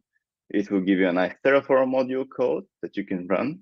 You can deploy that and put it either in Amazon or Azure and make your own environment, and you can test everything that we did here on your own time and make sure that there's no secrets left for you to discover after that. Yes, if you have questions, again, direct them to the comment section. And with that in mind, thank you for attending this presentation. For any questions about it, please email hugs@hashicorp.com, as you can see here. Go to the webpage, try all the code for yourself, and if you need any help, if you have any further questions after that, please go to discuss.hashicorp.com and post there. We'll be happy and glad to help you out with all that. Yes, so thank you guys, and very happy that you were here today with me. I hope to see you again on the next HashiTalks presentation. Bye-bye.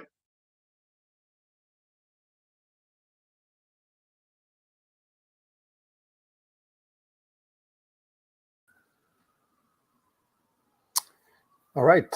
Okay. Thank you very much, Kristen. that was really exciting. Sometimes Canary deployments and service mesh feel like magic, and to an extent it is, but it's always good to see it being demonstrated and seeing how easy it could be. Cool. So before we move on to the next speaker, I want to plug one quick thing. We're doing trivia giveaways on Twitter on the HashiCorp users. Well, I forget what's the handle. If somebody can remind me, I think it's HashiCorp users. We just announced the winner of yesterday's trivia, and we just posted the trivia question for today. So you go to Twitter, and I just got confirmation. It is HashiCorp users. The question was just posted, and if you go and follow the instructions there, you'll be entered for the giveaway. Cool. So the next speaker is Saptak. Saptak works at ThoughtWorks. He's a infrastructure consultant there. As consultant, I'm assuming there's a wide range of technologies and frameworks and languages and everything that he touches.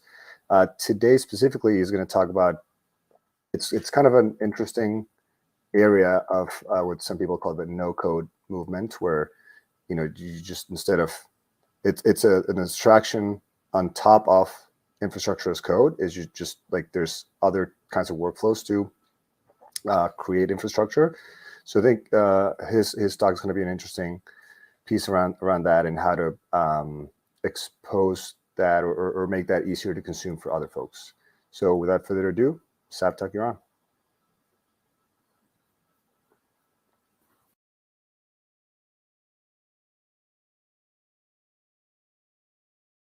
Hello everyone, thank you for joining in. I hope you all are having a great time. I am here to talk about self-service infrastructure provisioning with Terraform and AWS Service Catalog. So before we jump into it, a quick introduction of me. My name is Saptak Takalkar. I am a lead infrastructure consultant with ThoughtWorks. We are a software company and a community of passionate individuals who think disruptively to deliver technology to address the toughest challenges, all while seeking to revolutionize the IT industry and create positive social change. I have overall 10 years of experience in the industry now. I hold a master's degree in computer science from the University of Texas at Dallas, and currently I'm based out of Pune, India. So in this talk, we will see why we need a delivery infrastructure platform, what that platform is, what our components of that platform are, what AWS Service Catalog is, how AWS Service Catalog can help us in building the delivery infrastructure platform, benefits of using AWS Service Catalog, and a demo. So let's look at evolution of infrastructure provisioning. So as a stage one, we have a manual provisioning of infrastructure. Because of its limitation and not easy to manage, we have evolved into the next stage, which is automation, where we created everything as code.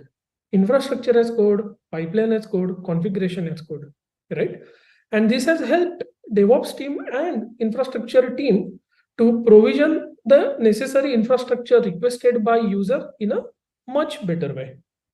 But since the world is moving into a digital era, where a lot of requests are coming for the indispensable infrastructure, there is a lot of dependency on these DevOps and infrastructure teams. And they will get flooded with a lot of provisioning requests from the users. So to circumvent all this limitation, we have evolved into the next stage, which is self-service portal, which is nothing but a self-service delivery infrastructure platform where a user can come and get the required infrastructure provision in a self-served manner. And this is where the importance of building a delivery infrastructure platform lies. So let's understand more about delivery infrastructure platform or a DI platform. So DI platform is a platform which is fully self-service with end-to-end automation. The platform where we can have sensible defaults defined for all of our products. We can also think about the ecosystem of our organization in terms of security and the compliance requirement while building this delivery infrastructure platform. The platform is actually evolutionary in nature in terms of rolling out new changes quickly and also doing a lifecycle management of our existing products. The platform also helps in onboarding new users and new teams very easily. So does that mean DI platform is only meant for developers? Not really. So this platform should be built to support anyone in the chain of delivery, operations, and support. So they could be application teams who are actually building an application. It could be SRE team who are ensuring the operational resiliency. It could be security or compliance teams who are ensuring the product is meeting all the required organization policies, and the business and team leaders who will ensure that the objective and the goals are being met. So the main components of these delivery infrastructure platforms are products, product catalogs, workflows, security, and users. Users could be of two types. One is publisher, which mainly consists of administrators, or the DevOps or infrastructure team who are actually writing infrastructure as a code for that infra product. And the other type of user will be consumers or a developer, application team, SRE team who are going to get the required infrastructure provision through this DI platform. All right. So let's understand products and product catalogs.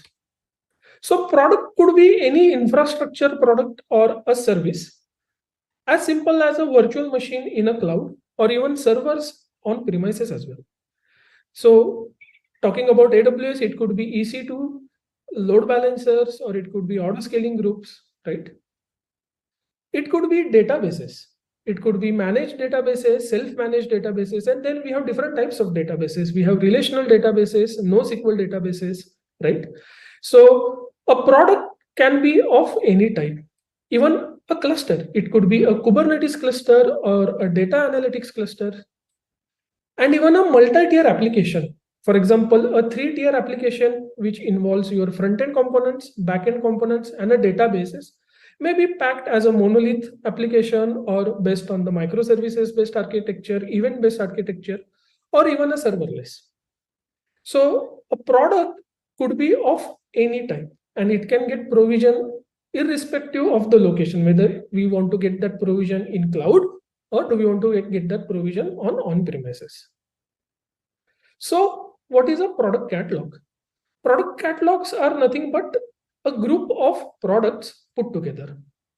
And those group of products can be put together based upon their types. For example, you can package all your databases into one single product catalog. Or you can create a product catalog and group products which are based on the team's requirement. For example, some teams require 1, 2, 3, 4 products, right? So we can club those 4 products and we can create a catalog out of it. And we can even do a grouping of this product by regions. So based upon your use case, the grouping of the products will vary. And why we want to group this product into product catalogs? Because product catalog is very important. Especially it helps us in doing administration of all this product, where we can implement access management.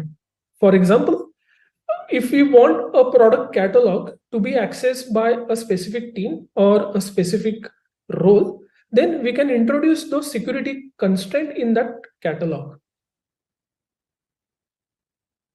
Now let's look at workflows. So we have a publisher workflow and a consumer workflow. In publisher workflow, which would be mainly consist of administrators or DevOps and infrastructure engineers or consultants, who will first create the infrastructure product, which is actually the stage 2 of our infra provisioning evolution, where we will write our infrastructure as a code using Terraform. We will create the deployment pipelines and we will ensure the product is meeting our organization compliance. All right. The next step is then organizing the products into product catalogs. Then adding the necessary security constraints to these products, which basically consist of authentication, authorization, access controls, and then publishing this product into different accounts and different environments based upon your use case. And once the product is available for consumption, the publisher can maintain it in terms of doing a life cycle management of it. We can add new additional product, or we can add new versions to the existing product. We can upgrade and delete the products and their versions, so on and so forth. Okay, so this is how a typical publisher workflow will look like on a DI platform. Now let's look at the consumer workflow. So consumer workflow will be users. Most of the time it would be an application team, developers, right? So the consumer workflow, the first step would be searching all the permissible product from the DI platform. Once they have selected the product, they can select which version of that product they want to get provisioned.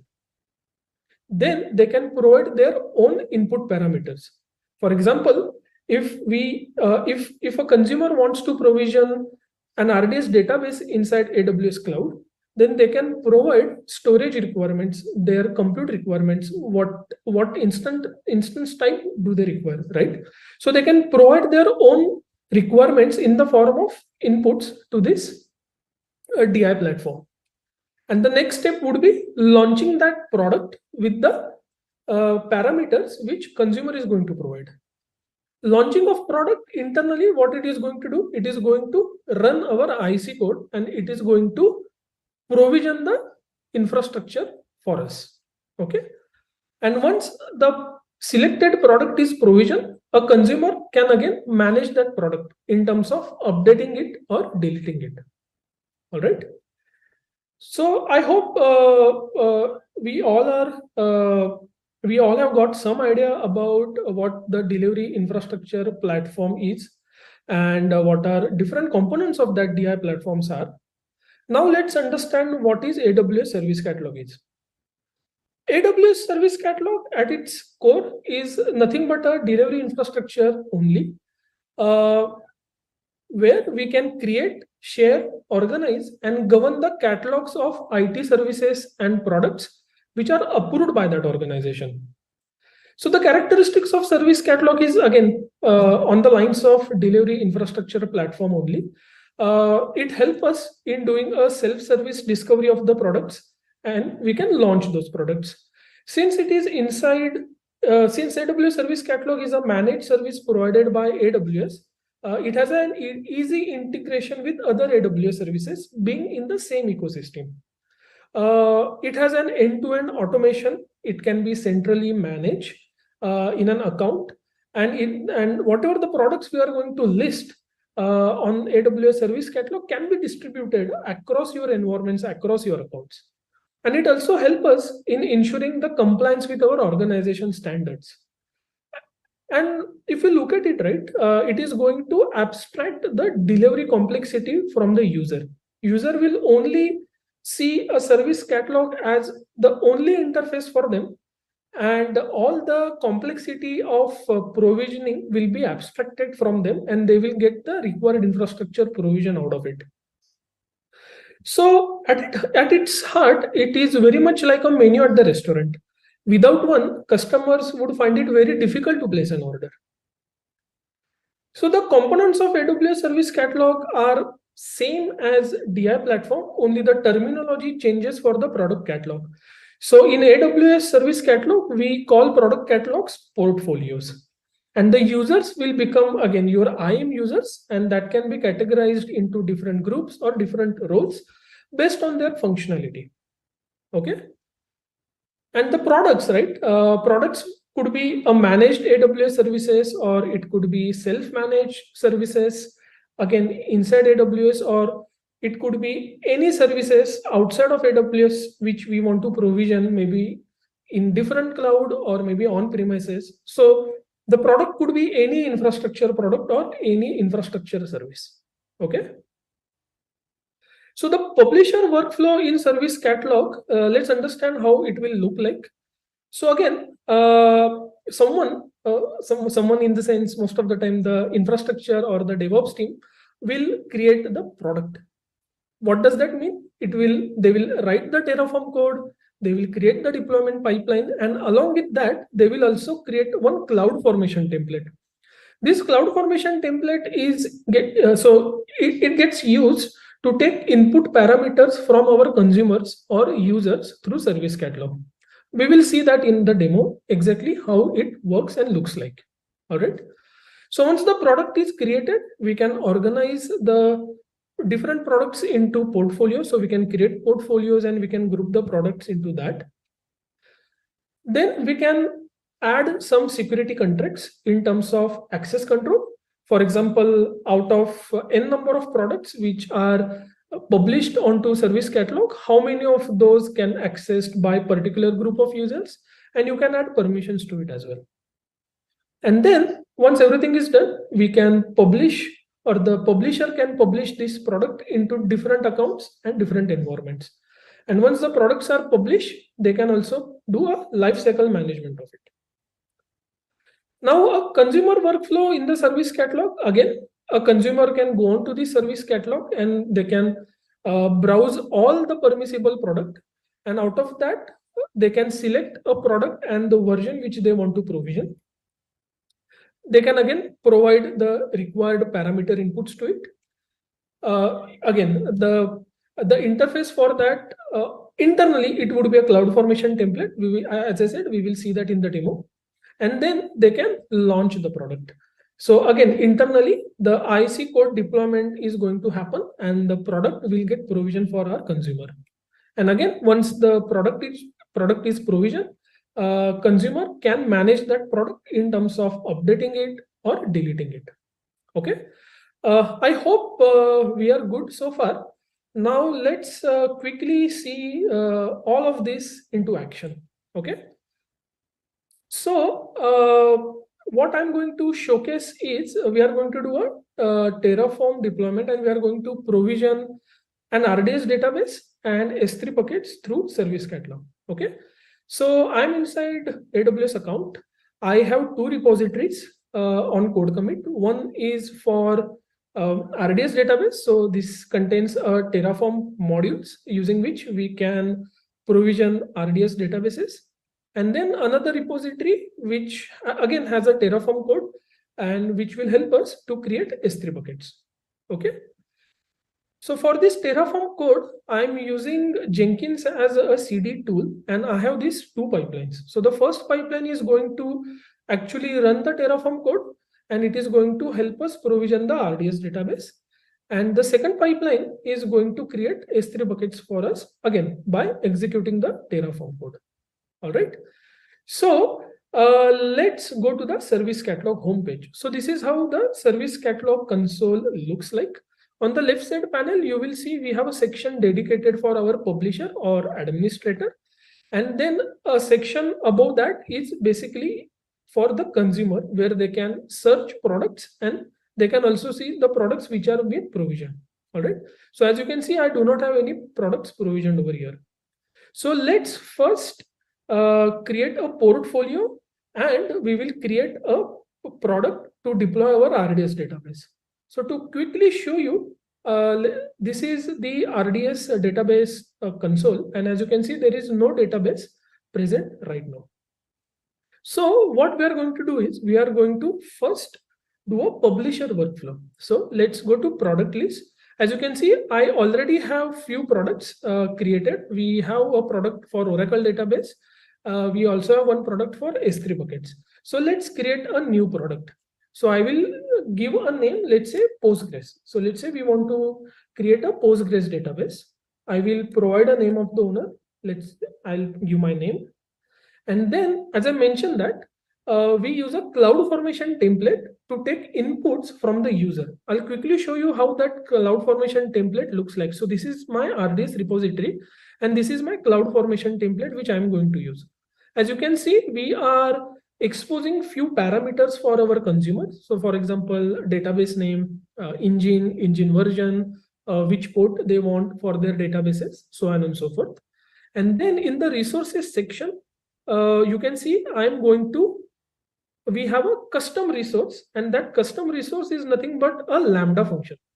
So this CloudFormation template is actually going to invoke one Lambda function, and it is going to pass all the parameters for which users are going to provide an input to.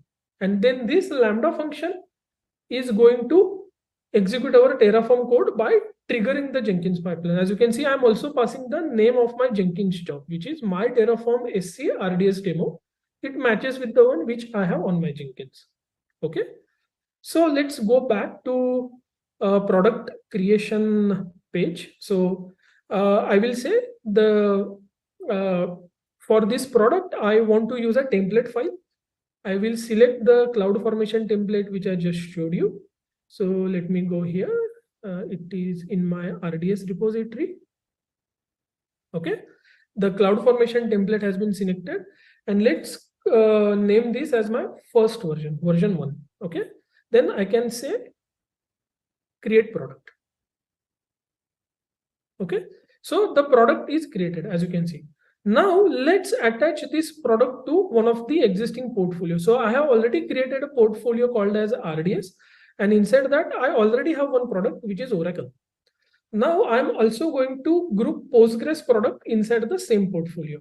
So I'm just going to click on add product to portfolio, and I'm going to select Postgres, and I will say add product to portfolio. All right. If I refresh, as you can see, the Postgres product has been added to this portfolio. Now we want to, as a next step of the publisher workflow, we want to attach security constraints to it, right? Now, before doing that, we will attach a launch constraint. So I will click on create constraint. I will say Postgres is my product and constraint type is launch. So what does that mean? As you can see, it allows us to assign an IAM role to the product that is used to provision the AWS resources. So for example, this product during provisioning, if it need access and permission to other AWS resources, we can provide that through an IAM role. So I'm going to select an existing IAM role. So I already have one role, which is SC launch role, and I'm going to attach to this. Okay, so the constraint has been created. Now let's come to the permission part. So I want this product to be accessed only by the databases or the DBA, databases administrator. So I can accordingly add the permissions to it. So I will say add group, roles, and users. So you can again, right? If you have a group of users, you can use that. Or you can, if you want to assign individual users, you can do that. But what I'm going to do is I'm going to create association with the existing role. So I'm going to say attach it with my admin user. Okay, as you can see, I have already granted the access to it, right? So if I go back here, if I go to the groups and user, you can see that I had already given the access to my admin user because I already had a product created for Oracle database, and while provisioning that, I had given that permissions to it. Okay, so once we do that, if you go to the products tab, you should be able to see the product which is now available for our consumers. So now let's look at the consumer workflow. Now let's say I'm a DBA and I want to have a Postgres database created for me or for my team. So what I can do is I can come on to this service catalog. I will search all the products that are available for me and which are approved for me. And from that, I will select Postgres, and then I can say launch product. Okay, and here I will have to provide some parameters to it. So the provision product name, for now I will say generate any name. This the version 1 which we had released. Then the parameters. So this is nothing but a cloud formation template, right? So how many allocated storage do I need? What is the database name I want to give? The database engine, the version, etc., etc. So for now, I will keep the defaults and I will say launch product. So what this is going to do is it is going to call my Lambda function. So this is the Lambda function, and this Lambda function is eventually going to trigger my Jenkins pipeline, which is Terraform SC RDS deployment. Let me quickly log into it. As you can see, the build has been started, right? So if I quickly show you the console output, as you can see, it has started doing the Terraform apply over here, right? Okay. So now we can go to the RDS console and we can refresh. And as you can see, Postgres database creation has started. And if I go inside it, all the configuration which we have provided, so it has started creating this database using that configurations. Okay. So since this will take some time, we can jump back to our presentation. All right.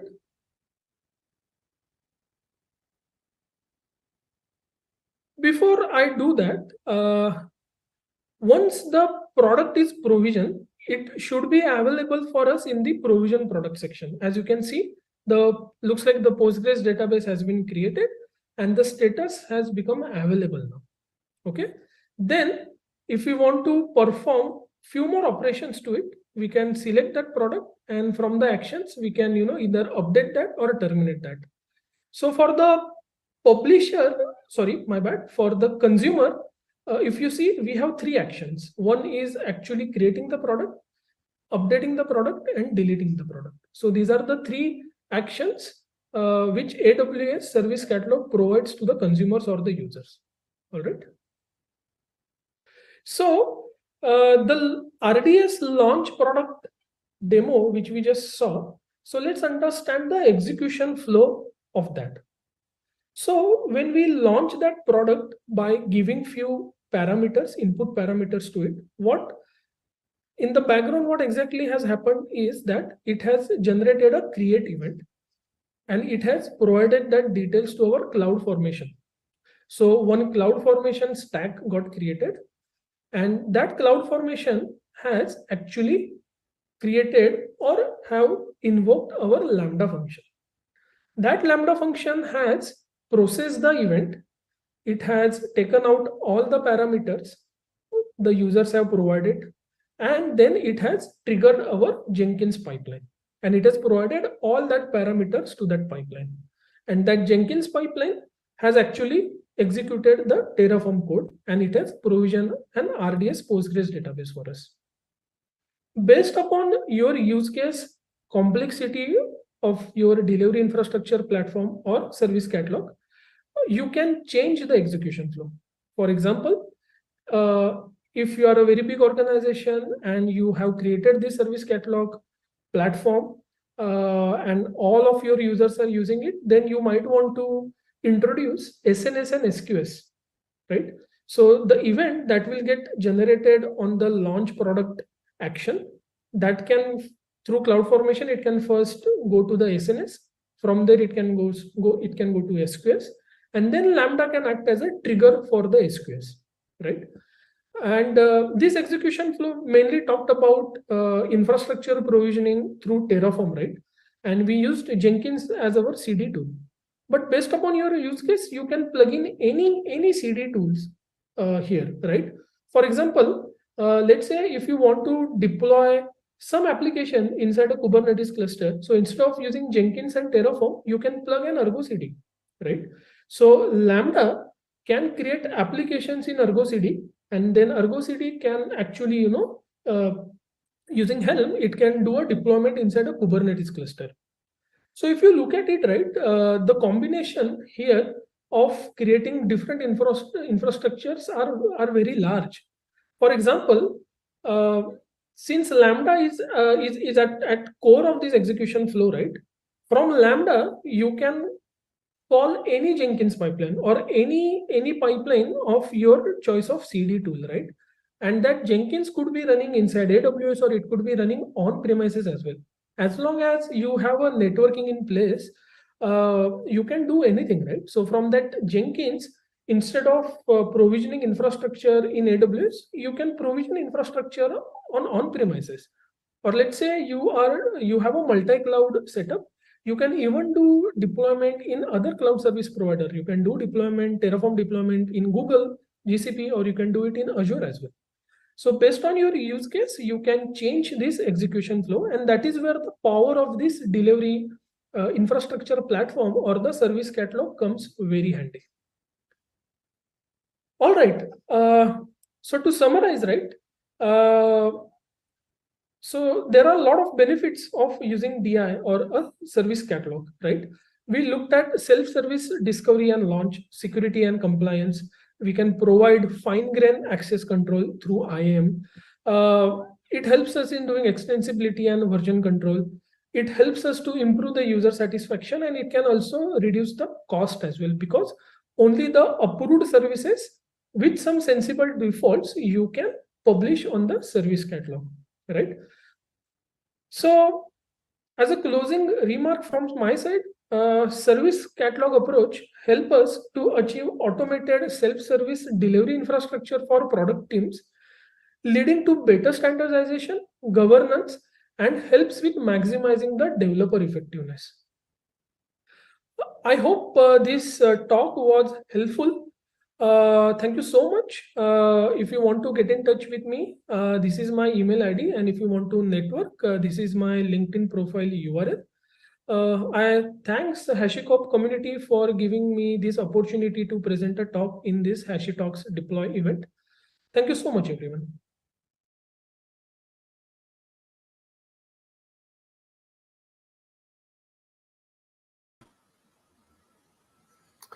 All right, we're back. Well, I'm back. All right, thank you, Saptak, for that talk. That was quite interesting. All right, another plug before we move on to to the next speaker.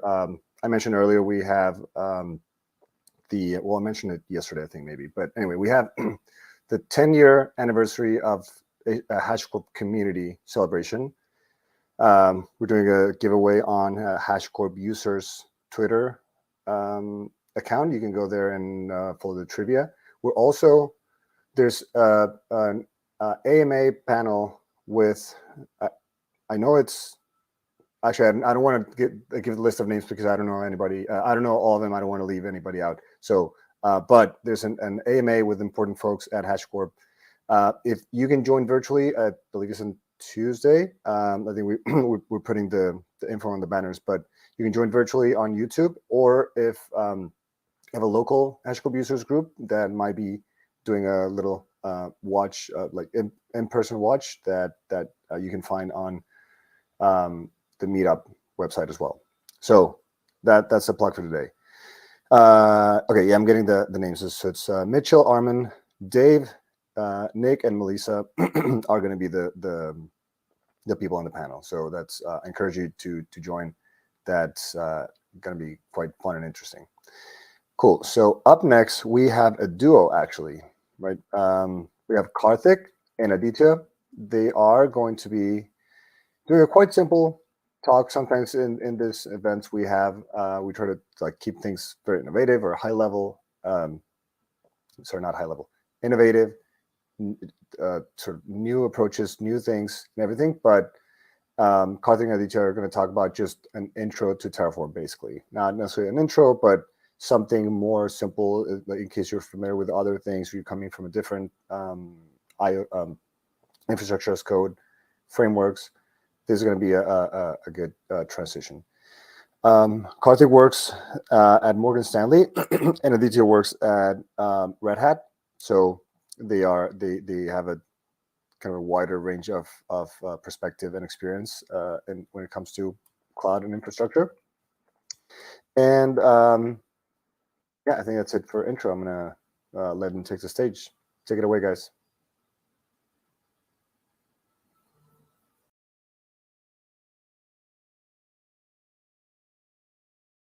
Everyone, welcome to our talk about Terraform meets Elastic Cloud.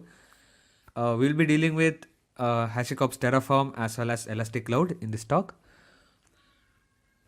About us, I'm Aditya Krishna and I'm an associate software engineer at Red Hat. And along with me, I have my friend Karthik Ravishankar, who's a software developer at Morgan Stanley.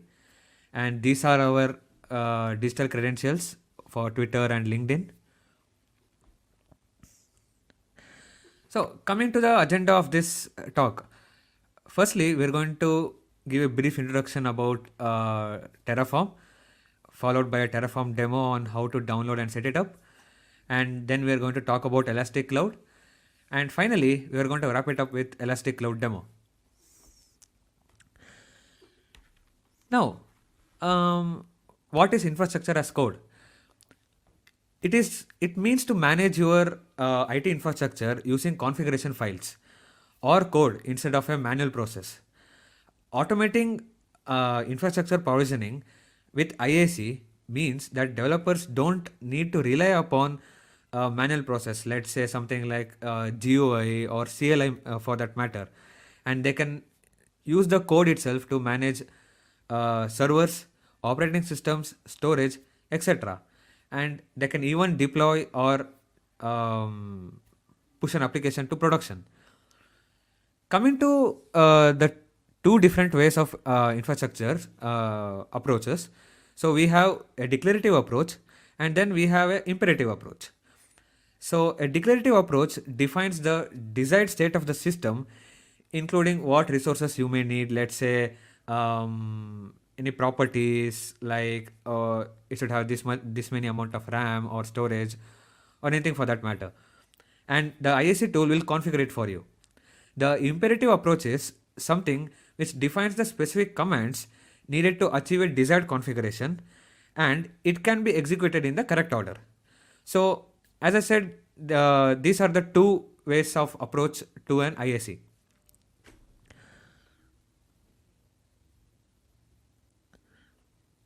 Now, coming to Terraform. What is Terraform? Terraform is an infrastructure as code tool that allows you to build, change, or version your infrastructure safely and efficiently. This includes both low-level components like compute instances, storage, networking interfaces, etc. All of this is done using a declarative configuration language known as HashiCorp configuration language, which is a proprietary language by HashiCorp itself. But now you may get a question where and why it is used. It can be used to deploy your infrastructure using code, manage your Kubernetes environment, manage virtual machine images. You can even use it to inject secrets to Terraform, integrate with existing workloads, and of course workflows as well. So that's about it regarding Terraform. Now let's talk about the demo. For now, I will run you through how you can download the Terraform CLI, and then how you can install it in your PC, and then how you can basically set up an AWS EC2 instance using Terraform. So now let's learn how you can download the Terraform CLI. For that, you need to go to this specific link, www.terraform.io/downloads, and then you will be greeted with this screen. Here you can choose your operating system, let's say Mac OS, Windows, Linux. In my case, I'm going to choose with Mac OS, and as I'm having an M1 chipset, so I'll be going ahead with the ARM one. Let me just put it in desktop. Now we have downloaded the zip file having this Terraform CLI tool. Now let's unzip the zip file and move it to the local bin. For that, let's go to CD,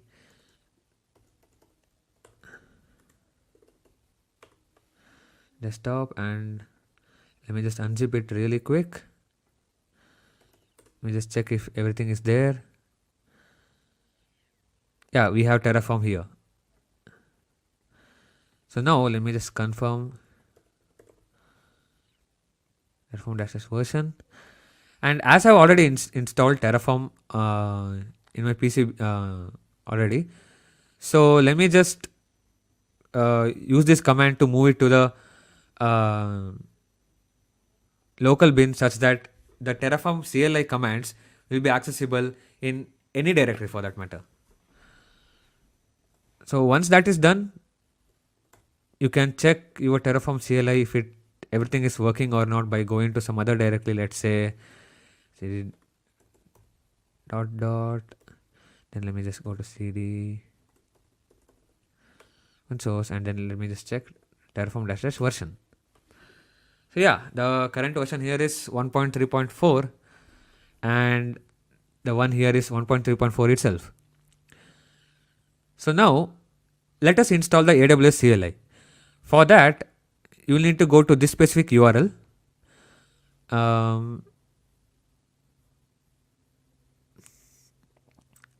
Or probably you can just type the URL in your kernel as well using this specific command. Let me just do that.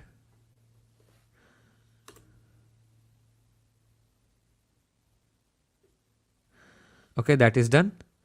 And then I have to run the installer for that.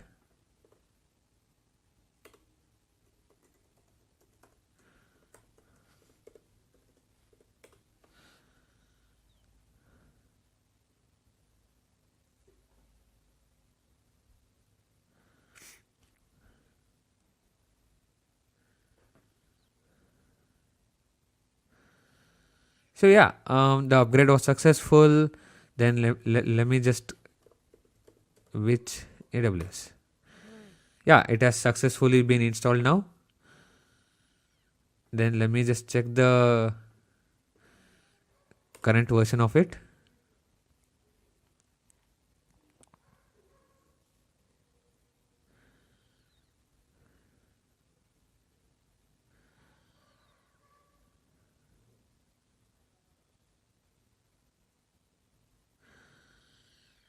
Yep, the CLI commands run successfully now. Let me just clear the console.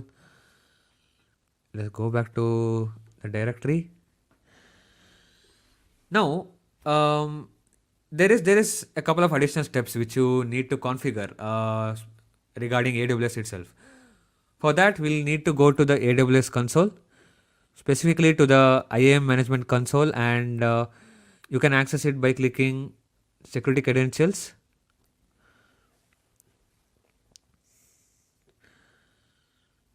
And then I'm going to click on access keys, create a new access key.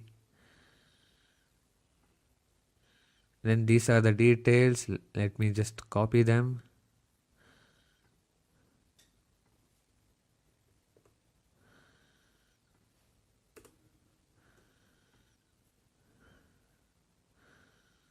For safety matters, let us just download the key file as well. And let me just close it. Now that is done, we have the access key ready as well as the secret access key ready. Let us go ahead and provision the provision an EC2 instance using Terraform. Before that, let me just go to my AWS console.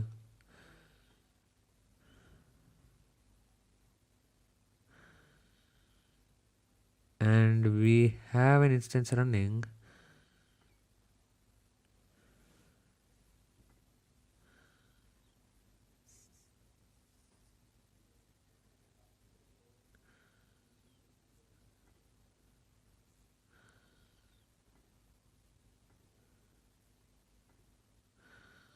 Let me just stop that.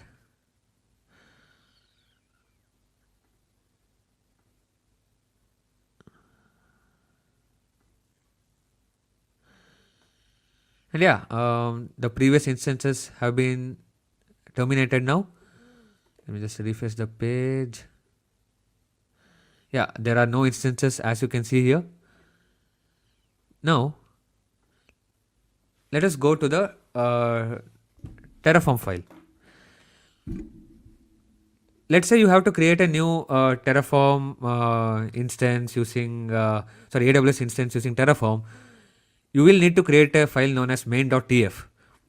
And this is the basic structure of the main.tf file, and is written in Terraform or HashiCorp configuration language.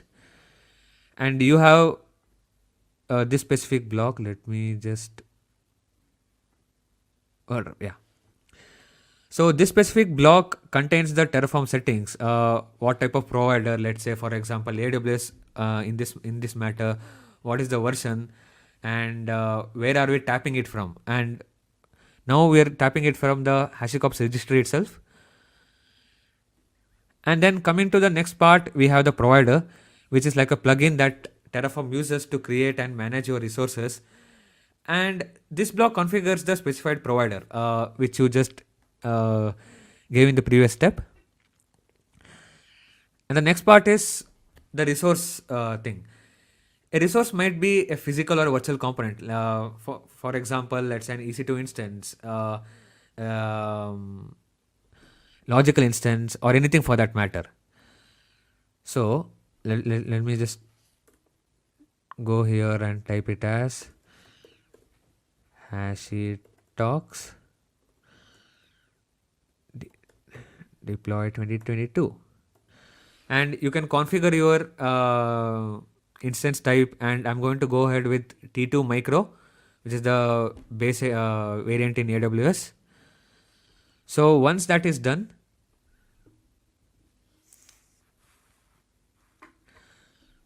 let us go back to the CLI.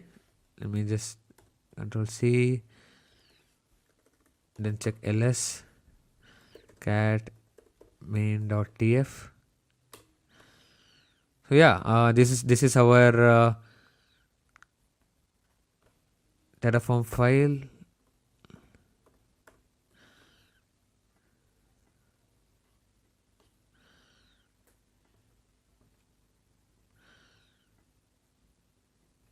So now there are a couple of commands which you need to run. Those are specifically to initialize your Terraform files, to format, validate, and then apply this configuration what and all you gave in main.tf. And after that, your AWS instance will be deployed immediately. So now let me just type Terraform init.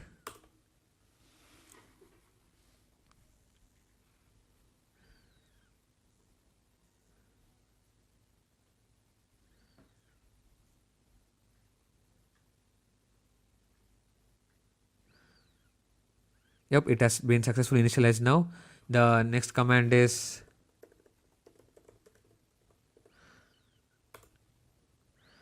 okay, the formatting looks good as well. Then let's just validate.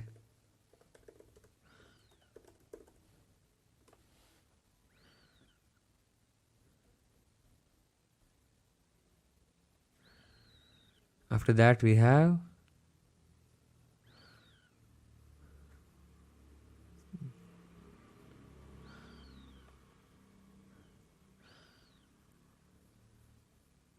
before that, we need to export the AWS secret key. So let me just copy these things.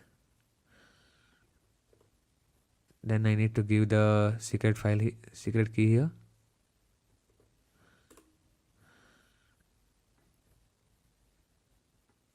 That is done, and then we have the secret access key.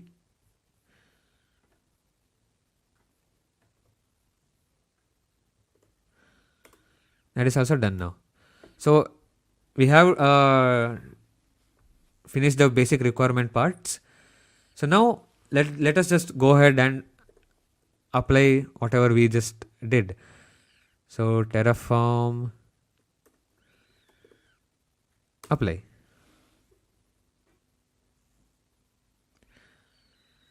So do you want to proceed? Yes. And here you can see the configurations which you have given. And for now, we just went ahead with the basic configuration, and we have chosen the AMI to be AMI Amazon's basic thing itself. Then after that, we have the instance type, which we gave as T2 micro.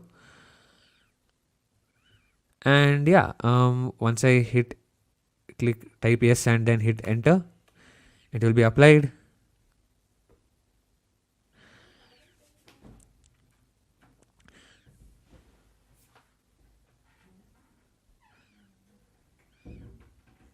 And you will get this logs here. So yeah, as you can see here, the apply thing is completed right now, and the resources has been created. Let's just go back to the AWS console and let's refresh this page. Yep, as you can see here, we just deployed a EC2 instance using code itself. So that's regarding Terraform and how you can use code to deploy your infrastructure. Thank you, Aditya. That was a great demo and introduction to Terraform itself.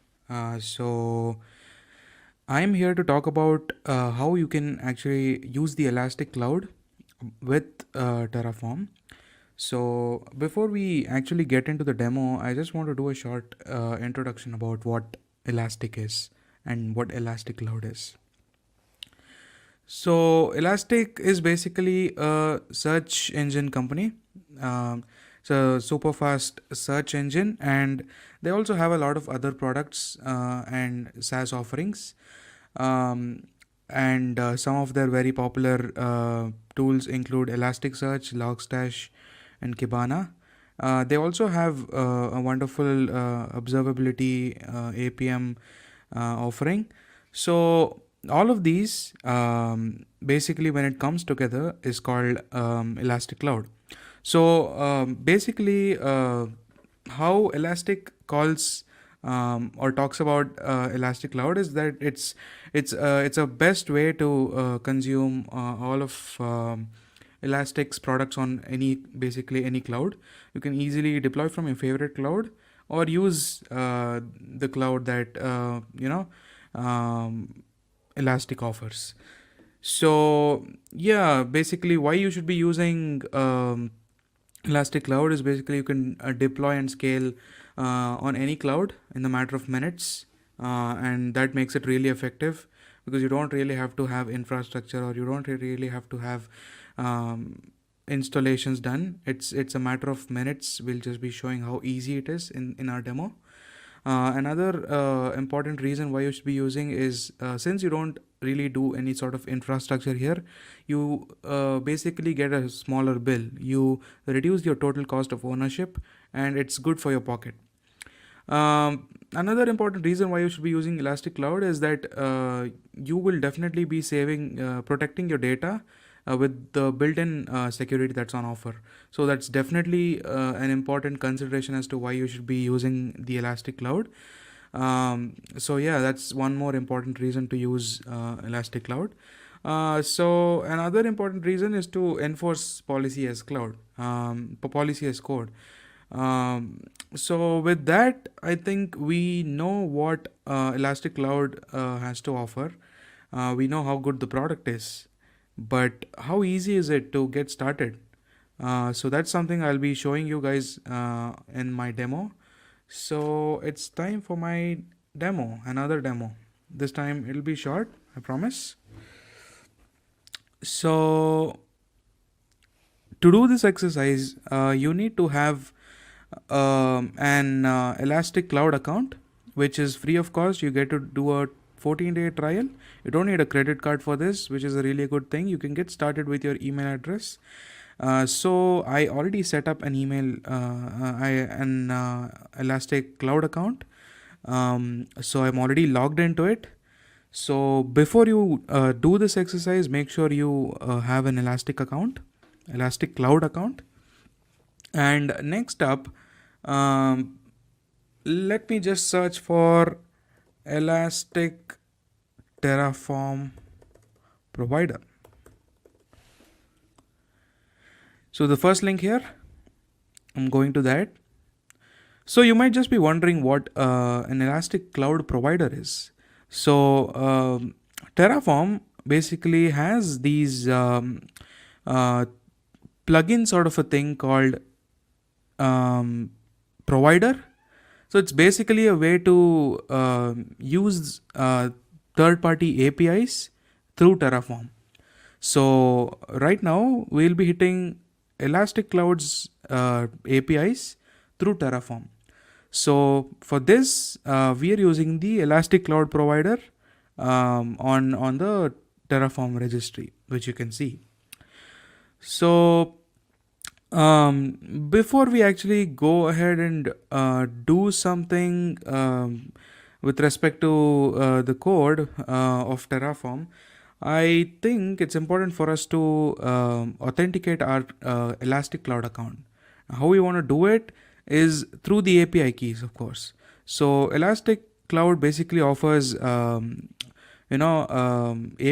keys, and I'm going to show you guys how you can generate one. So on this fourth step, of course, firstly you'll have to go to the website and do a login with your account, and go to the Elasticsearch service. You can just follow these links and just click on this link to go to the page where you can generate API keys. So I am going to create an API key. So I am going to name it HashiTalks.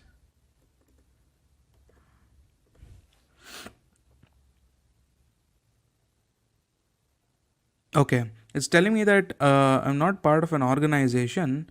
So let me just add an organization. I'm just going to call it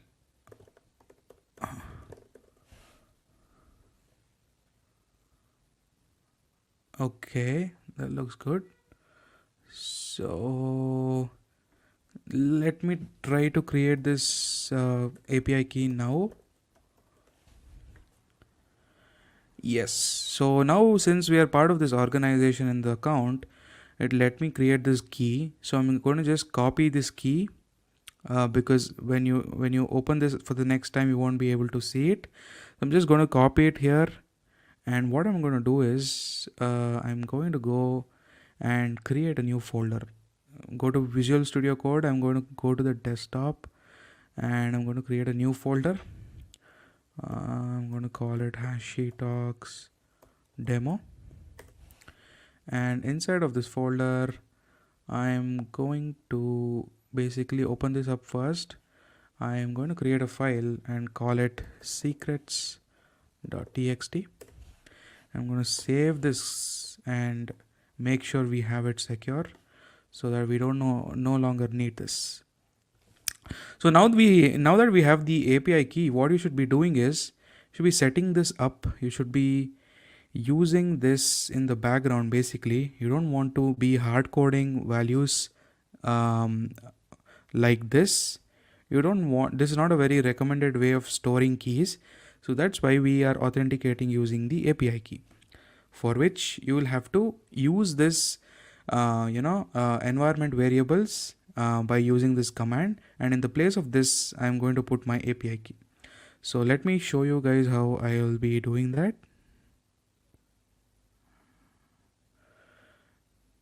Yep. So I'm just going to, yep, and in this place I'm going to put this key which I just generated, and I'm going to hit enter. All good. So it's saved as an environment variable, and we are good to proceed to the next step. So what we want to do is now get started with the actual stuff. So before we go to the next step, it's important for us to use this provider itself. So how do we use this provider? So you just have to include this particular code in your main.tf file. So I'm just going to copy this and create a new main.tf file. And I'm just going to paste it. So what we right now have is we have the required providers, EC, which is Elastic Cloud, and it has the source and the version of the Elastic Cloud provider, which is the latest version, that's 0.5.0. And it says the provider is EC. We can have some configuration options like I showed you earlier. We can put in our email ID and password, though it's not recommended, but if you want to really do it, that's where you will be doing it. But right now we don't want to use it.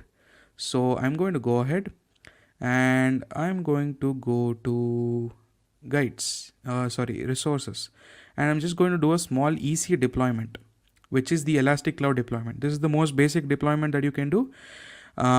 So this is how this is the code that I'll have to use. I'm just going to copy this and paste it and then explain what it's going to do. So I'm going to paste it below this. Yeah. So if you can see, it starts from here. It says data Elastic Cloud Stack latest. So what we're saving here is basically the version of Elasticsearch or Elastic Cloud that we want to use. So if we want to use the latest version of Elastic Cloud, so Elastic Cloud also has a lot of versions. Versions keep rolling out. So we choose the latest version here, and we want to use the region US East 1. So that is something that we are defining in the data. So we will refer to this data later on in our Terraform file below, which I'll be showing. So this is where all the data goes in a Terraform file. Coming to the resource, which is the heart of the Terraform file, we are showing all resources that we want to create. So resource, for example, we are doing an EC deployment, which is an Elastic Cloud deployment, which is a typical Elastic Cloud deployment. We're using we can name this. Of course, it's an optional parameter, but I want to name this deployment. If you don't actually include this optional name, it's going to just generate some random value and name it. But I want to name it HashiTalks. And let me save it. The mandatory fields that you see here are region, version, and deployment template ID. So the region, like you saw, is US East 1. You can change this. The version that we want Elastic Cloud to make a deployment on is the latest version. So how do you say it's the latest version? You refer the data, and in the data, you refer to the EC stack, and in EC stack, you refer to latest, and in the latest, it's going to choose the version. So it's going to definitely fetch the latest version of Elastic Cloud. Next up, we use the deployment template ID, which is AWS IO optimized v2. This is the template ID. And what else do we want as part of resources? We want Elasticsearch, we want Kibana, we want the integration server, and the enterprise search. So all of this, like we have included in this resource, we will have all these resources created for us. So that's the simple explanation of the Terraform file. I'm going to save this and I'm going to get started with the actual commands. So what are the actual commands? So for Terraform, initially you say Terraform init. It's going to initialize the backend and it's going to see what's happening in the background. And once you have this green message telling you that the Terraform has been successfully initialized, you're good to go. So what you'll be doing now is you will be validating if this initializing that you did has worked on well, or if your main.terraform file is actually error free and it does not have any problems. So what I'm going to do is I'm going to hit Terraform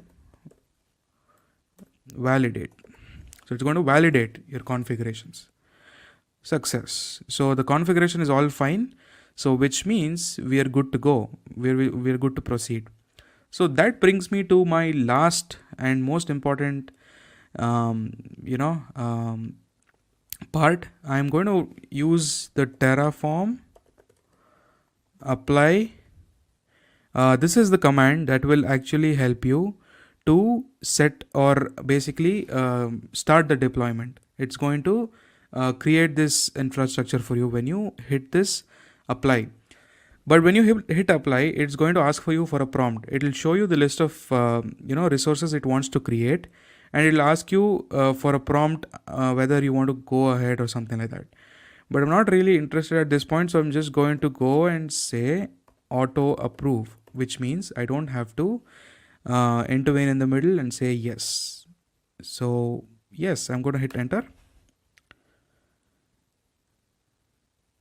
So yeah, you can see that the topology is creating the different resources that you can see here. A lot of them are empty. It says known after apply. So it's just going to hold default values. The ones we've mentioned, for example, name, it's showing HashiTalks, it's fetching it from the file. The region, US East 1, the deployment template ID. These are the things that it's fetching automatically. So it's just creating. You can see that it's creating. It's going to take some time usually. So while it's creating, I'm just going to show you guys what's happening on Elastic Cloud. So if we see to Elastic Cloud, you can see that you can see a new deployment which I didn't create, but we created it through Terraform. So it says the deployment name is HashiTalks. Of course, that's the name I gave. And the status is pending because it's not yet done. And the version is the latest Elastic Cloud version, like we said, 8.5.1. And of course, US East 1 is the cloud region that we mentioned. So it's using it. So let's wait until this deployment is done. So now you can see that the deployment has been completed. It says apply complete. So the resources are added. So let's see what's happening on cloud. Okay, the status has changed. So it says healthy now. It was saying pending. Now says healthy. So let me just go inside and see what's happening. Yes, that's your deployment. So it's opening up your Elastic instance. It's hosted on AWS on US East 1. So yeah, that's your Elastic cloud ready within a matter of less than 5 minutes through Terraform. So I hope you guys had fun.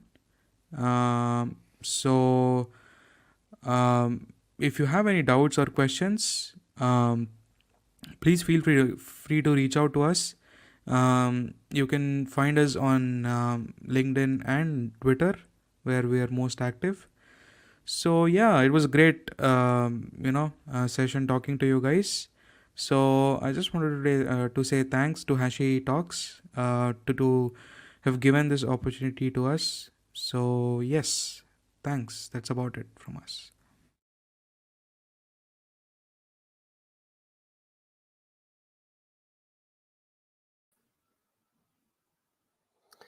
Cool. All right. Thank you very much, Karthik and Aditya. That was really interesting. Sometimes it's good to go back to basics once you're kind of higher up in the stack and kind of forget about the ground. Cool. So we're down to our last speaker. One more plug before we wrap up. We have in February 16 and 17 next year, we're going to have HashiTalks 2023. The main HashiTalks event is that the flagship, I guess, event that is organized online. We have a banner in the stream of where you can go to register. It's free. It's online. You can follow anywhere. So make sure you join us, because it's what you're seeing now, but magnified, and a lot of different topics, a lot of different people. So it's really interesting and fun as well. Cool. So up next, we have Michael Lang. Michael has an interesting background as software engineer, but also like the range of things that he has built is anything from video games to tactical museum installations, which I'm not sure what it is, but sounds interesting as well. It's a nice talk to wrap everything up, because it covers technology and frameworks as well as culture. We often see this problem where we have perfect understanding of a framework, a new thing, we develop it, we deploy it, works perfectly. What's next? What does day 2, day 3 look like? What does it look like for the next team that supports it? What does it look when you hand it off? So there's a lot of things that you have to undo in terms of magic to provide better visibility. I think this Michael's talk is gonna cover that and go into a little more depth on that.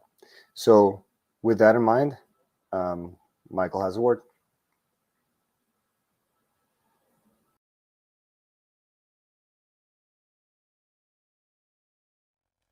Hi everyone, I'm Michael Lang, a principal UI engineer at HashiCorp. I spent 4 years working on Nomad, another year working on HCP Packer, and now I work broadly across our application tools, which include Vagrant, Nomad, and Waypoint. Recently, I was in San Francisco for a leadership offsite, and I'm a big fan of mass transit, so when I'm in San Francisco, I prefer to ride the BART. It's their rapid transit system, if you haven't been. After 2 long days of extreme businessing, ideas were percolating as I walked through the BART station. I thought about liminal space, the tracks, the ecosystem of vendors, advertisements, and the millions of people who ride the train just to get places with no particular deference for the BART one way or the other. Oh yeah, this is infrastructure, I thought. And when you look up, you see this: grates, fixtures, pipes, unassuming boxes, and miles of cable housing. How do they operate? What do their leadership offsites look like? When something goes wrong, who writes the ticket? How does a technician get dispatched? How frequently does a technician give a confident estimate only to be humbled by the deeper problem lurking beneath the assumed bad views? The good news is we live in the information age, and BART is a public service, so this is all quite searchable. Let's start with some of the recruiting material. BART recently published a video titled, Roll with us. Train car electricians are the neurosurgeons of BART, which has received a whopping 1,100 views on YouTube. It follows Michael Thomas, whose outfit exudes electrician. I mean, just look at the pins. Anyway, he proceeds to describe a day in the life working on trains in the yard following a workflow of train is acting up, take the train out of service, electrician diagnoses the issues, and then the train returns to service. Later, we see our BART hero walk through the BART maintenance complex. And I'm forever envious of people who work with real, physical things. All of my gadgets exist as electrons. While doing this deep dive, I saw some fascinating things in the B-roll. Never mind the terrifying yet impressive caption on this one. What is this thing? Like, it looks like a computer, but it also looks like an oven. Like, do people like this thing? Is it a rock-solid industry standard device? Or is this more akin to the bash script that someone wrote once upon a time as a one-off, but it's still being used 5 years later? I also just love these cones. There's no way that people who designed the traffic cone imagined it being used by shoving it over the sticky outy bit on a suspended train car to keep people from bonking their heads, but you know, whatever works, works. But really what I love most about all of this is just how boring it is. Sure, we can geek out about the tools, we can get excited by the scale of it all, but there's no urgency, there's no intensity, there's no drama. This would not make for good television. But boring is what we all strive to achieve. A critical piece of this process that makes it so boring is that there's no debugging in prod. If a train is acting up, it's removed from service, replaced with another train on standby, and then the problem train can be diagnosed without the stress of service outages, loss of revenue, or the threat of real-world danger. How many of us have standby servers in our clusters? With Nomad, when an allocation acts up, it's totally possible to say, oh, it's fine. I'll stop it, and it'll get rescheduled. Or when a node acts up, it's totally possible to say, that's fine too. I'll mark it as ineligible, and then I'll drain it, and then I can remove it from the cluster, and then I'll let the scale set, or I'll let Terraform reconcile our infrastructure state. But are we doing this? There's such a large gap between implementing a best practice and knowing a best practice. And then there's an even larger gap between knowing a best practice and knowing to even know a best practice. And then I snap back to the offsite and I think about the lofty goals we all have when building products. The time to value for a new user should be no more than 15 minutes. It needs to be simple enough for a hobbyist, but robust enough for the largest enterprises. I mean, it's all well and good to have goals, but this elides the fact that what we do in our industry is hard. Fast is good, don't get me wrong, but learning is a journey. So, as a visceral example, let's check in on Michael Thomas again. Here he is, opening an innocuous panel on a BART car. Ooh, oh my. Yep, there it is, got the voltmeter out. It's escalated really quickly. And when I see this, I immediately kind of chuckle to myself and I think about something in our lives where the simple Slackbot message like this about a failed task in CI and how optimistic I can feel when I know that when I see that, I click through to the CI UI and I check the logs. But then how terrible I feel when I see a cryptic error message in those logs and I must consult a system whisperer to figure out where to even begin to understand what happened. And if you are the system whisperer at your job, who taught you? How did you learn? How did you even know to think to learn? The trades are exceptional at teaching practical, applied knowledge that is immediately transferable to a job. The struggle with tech is that even though so much of our work is similarly applied knowledge, we're often applying knowledge that didn't even exist in the universe 2 years ago. And then other times, you're applying knowledge that's been around for decades, but no one cares to teach it anymore. I don't like calling people out like this, but Charity Majors is industry famous and like a CTO and stuff, so I think this counts as punching up. She once tweeted that she's on the verge of straight up deciding that SRE is inherently a senior role. I don't even necessarily disagree with her, but it gives me so much pause. How can it be that the people keeping BART running are technicians who can grow into the role from BART-provided career training path or pathways from automated repair or military maintenance jobs? Yet keeping something or other .io online is senior work? Part of this is most certainly due to undervaluing electricians. But still, for as long as I have been alive, there has been an understood gap between being an electrician and being an electrical engineer. Back when Tesla was tinkering, I'm sure this wasn't true, like it couldn't have been, but it's definitely true now. In fact, generally in the world, I think it's understood that the people who maintain systems require less job training and experience than the people who build systems. So why are the people maintaining our software systems an exception? I think it comes down to a few key reasons. The first one is that everything in tech is changing so quickly, and it always has. Second, the pace of this change leaves no room for systematizing the interface between building and maintaining. We accepted this fate as an industry, and then we tried to put a bow on it when we decided that DevOps is good, actually. Third, we don't train people for applied software engineering. And I think it's clear that all three of these things are actually interrelated. It's been a decade or so at this point, but when I was in college, I was never asked to write a test, use source control, contribute to an existing code base, or even debug someone else's code. I mean, I learned an immense amount, and I don't regret my education. But at the same time, it was so distant from what happens on the job. And on the opposite side, there's some things I did in college that I've never had to do since, such as implementing a red black tree or writing in C. There are people in the world who do these things as part of their job, but it's not me, and frankly, it's not most of us. Meanwhile, as a UI engineer working at an infrastructure software company, I can't help but look at the immense network of code boot camps that make people good enough front-end and full-stack engineers to get hired. And then they learn the rest on the job. This is applied knowledge training. Why don't we see the same thing for SRE and DevOps? And if these programs existed, would we still be saying that SRE was inherently senior work? And to be fair, yes, technically there were search results, but it's mostly keyword stuffing, SEO opportunism. I don't think anyone here would agree like taking a full stack Node.js with React class is equivalent to knowing DevOps. And certainly taking a product management course isn't going to do the trick. And I should also mention certifications.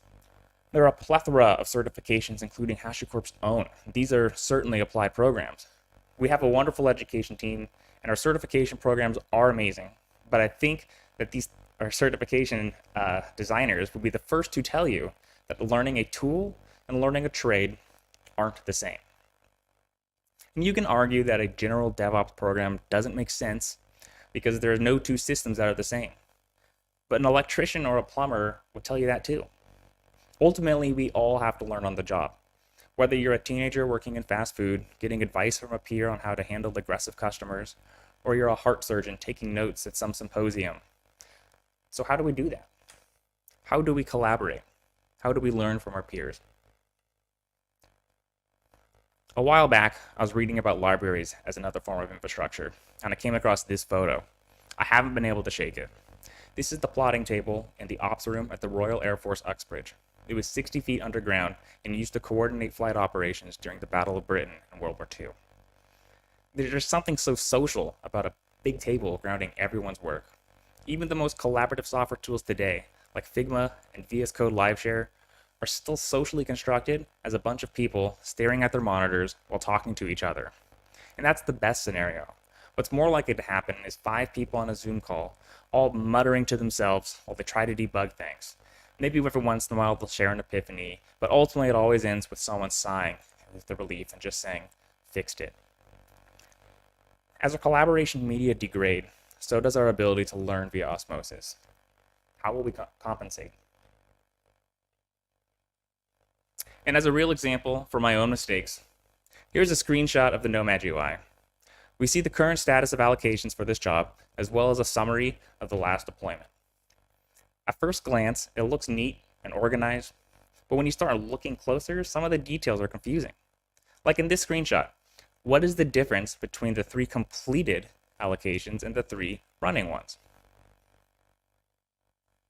Or in this example, how are there 4 running allocations and 1 completed, yet 5 are desired and only 1 is healthy? And here it just, seriously, there are 0 failed, yet the deployment says failed. Only 2 are placed, but 5 are running, and now 39 are complete. I swear it does all make sense, but only if you know exactly what's going on. So coming back to this middle example, I've started calling this what happens when state machines collide. Packed in this space is the job state, each individual allocation state, including the running ones, and the completed ones from past versions that are no longer relevant, potentially long since been relevant. Then there's the deployment state, the canary state within the deployment state, the placement state within the deployment state, and then the health check state of allocations within the deployment. And the data for this actually comes from console. It isn't even a Nomad thing necessarily. So how does someone learn this? I mean, how does someone even explain this? I tried, but I can't imagine I just did a good job. No one will ever be able to intuit their way through this, especially if they're first giving it a serious look during an outage. Now, fortunately for Nomad, the Nomad UI team is looking into revising this. But for now, it serves as a good example of a dynamic that I see plays out in DevOps. And that's preparation versus performance. A lot of people in the world deal with this dynamic. Musicians perform at concerts after they prepare in rehearsals. Not only are they practicing their instruments and practicing their songs, but they're deciding on a set list. They're making decisions about what is safe to play and what isn't ready. How can they arrange compositions to include fewer pedals, auxiliary percussion, and maybe even fewer performers if they're taking a set on the road? Meanwhile, in software, a lot of us are way too confident when we write code. We ship things to prod and then get surprised when we have to keep it running. This would be like if we saw ourselves as instrument makers, not musicians at all, and then we get caught off guard when someone asks us to play something. Now, when you don't expect to perform, you're not going to even consider what it means to prepare.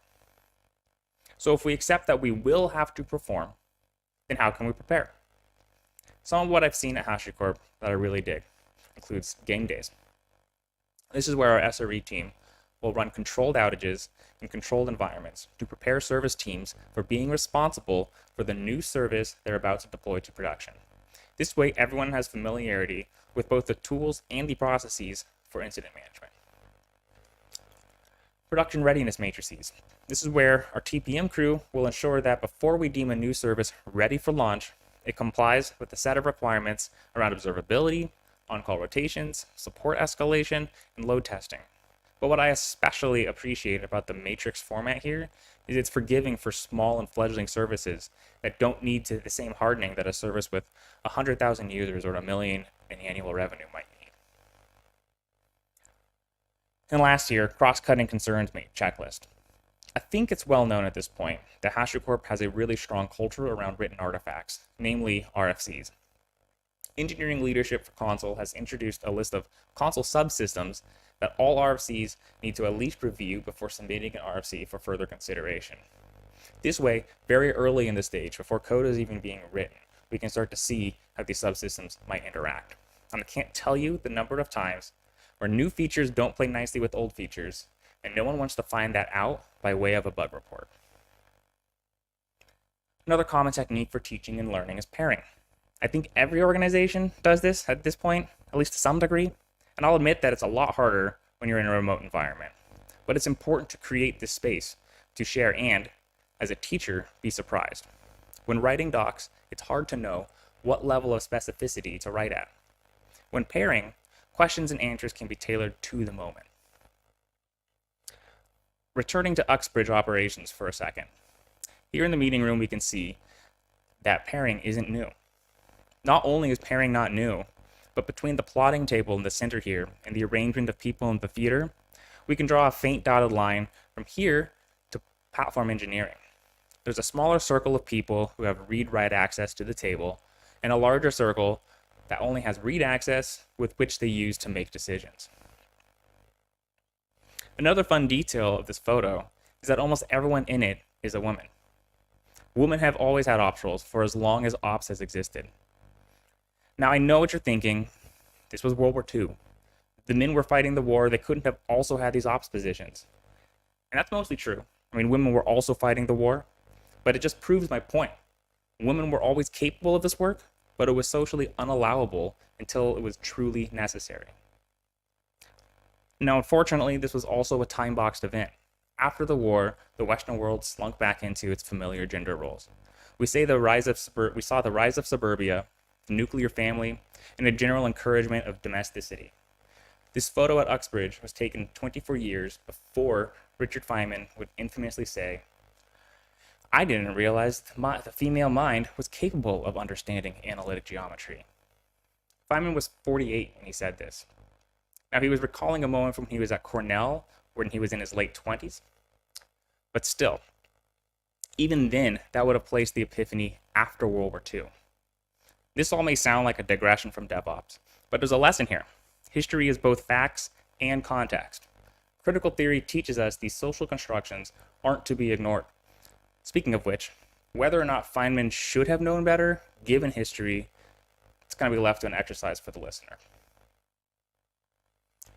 So, critical theory is, and it has always, critical theory is a lot of things, and over time it has somehow managed to become even more things. Philosophy just kind of generally has a tendency to become overwhelmingly intangible. So I want to ground this connection in retrospectives, because underneath critical theory is the position that objective reasoning has withered away and subjective reasoning now rules everything around us. Briefly, objective reasoning states there is a fundamental truth that defines an end goal, and that end goal should drive our purpose. Subjective reasoning states that reasoning is situational and can justify our means to any end. So without the purity of objective reasoning and the fundamental truth it presumes we'll all gravitate towards, we end up with many forces co-opting our lived experiences to justify the end that they want to realize. So let's imagine a retro for an outage. The outage did happen, we know this. And there was an objective root cause. This can be objectively reasoned about to determine, say, that it was a memory leak that caused an out-of-memory error on a critical service, which then caused the orchestrator to reschedule the service. But at this point, the service was partially out, so that load was balanced onto the remaining instances, which caused a cascade of ooms. Now there's a total outage. And then there was a thundering herd of reschedules, and this caused resource contention on the nodes in the cluster, and all of these noisy neighbors caused other services to start failing in a horrifying domino effect. Okay, so if we look at the evidence here, if we look at it all at once, we can objectively blame the memory leak, which would be the app developer's fault. Further, we can objectively blame the constraints of how the service was run, since the single instance of the service going down shouldn't have caused a cascading failure. This may have been the SRE's fault. Finally, we can objectively blame the orchestration platform itself for running on margins so thin that there was no grace for this category of failure, causing other services to start and fail. And this is all well and good and all, but these objective truths occurred in the subjective social contract of a company. The app dev can say, "We had to hit a deadline. There was no time for rigorous testing." And they'd be right. The SREs can say, "Well, we configured the service the best we could with the information we had, but we couldn't predict load, and we deprioritized exploring autoscalers because of the same deadline." They too would be right. The platform engineers can say, "We were told to cut our operating costs. This was a known risk that we took until we get a bigger budget." And they'd be right.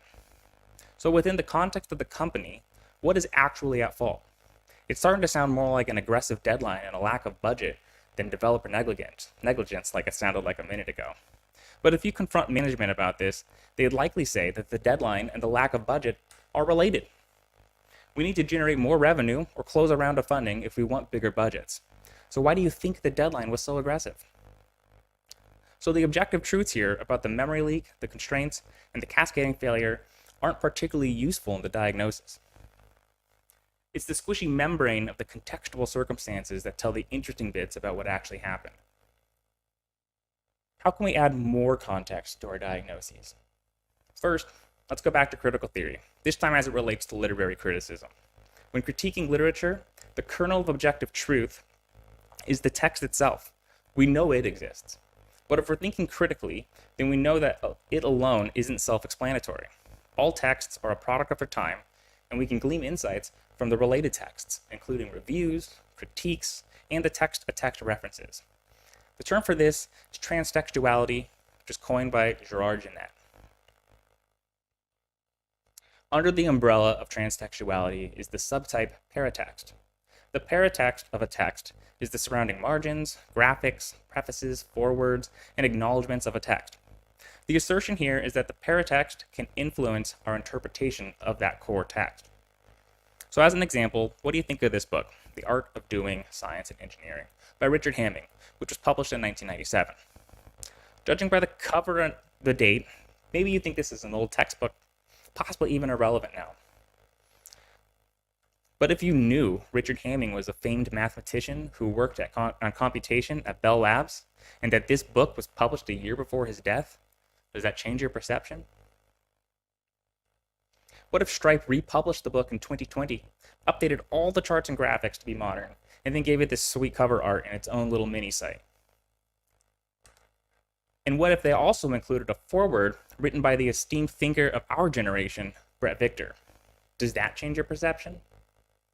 And if you knew that in Brett Victor's wiki photo, he carried pins in his shirt pocket, just like Michael Thomas from that BART video, does that lend credibility to whatever the hell I'm talking about right now?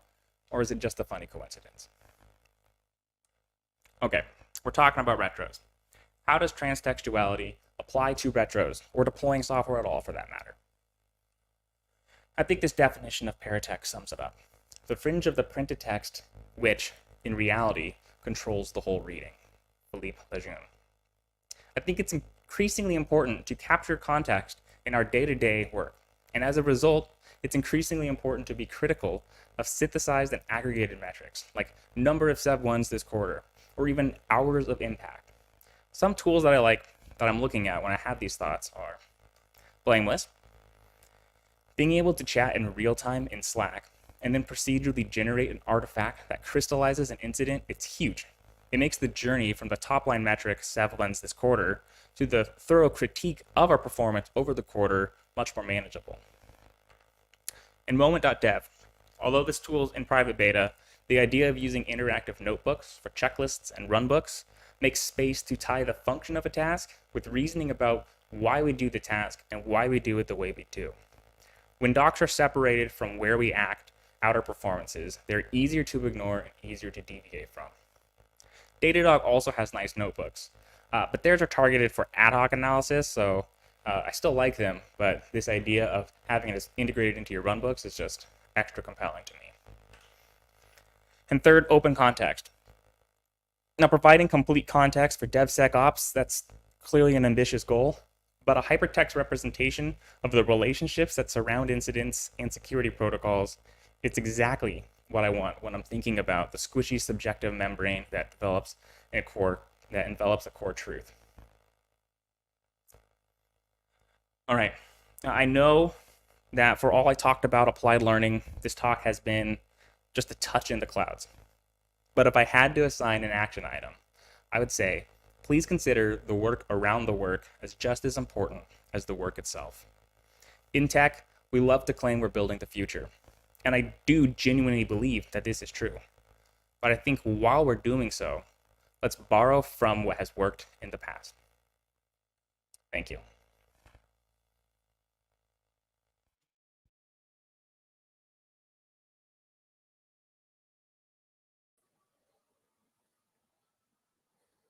All right, that's it. That closes the day. That closes day 2 of HashiTalks Deploy. Really glad you could join us. If you weren't able to catch all the talks, we're going to be publishing it in the coming days. Again, follow HashiCorp users on Twitter for the trivia giveaway. We have the Ask Me Anything panel with HashiCorp people on Tuesday. You can follow virtually on YouTube and in person if you have a local HashiCorp users group. And we have HashiTalks 2023 in February 16, 17. And I think when I put the banner on the link you can go to, there you go. There it is. Okay. Well, we have or at least I have a little tradition of showing my dog on screen when we close a stream. So here's Monty. Monty says goodbye. Thank you for joining us. Goodbye.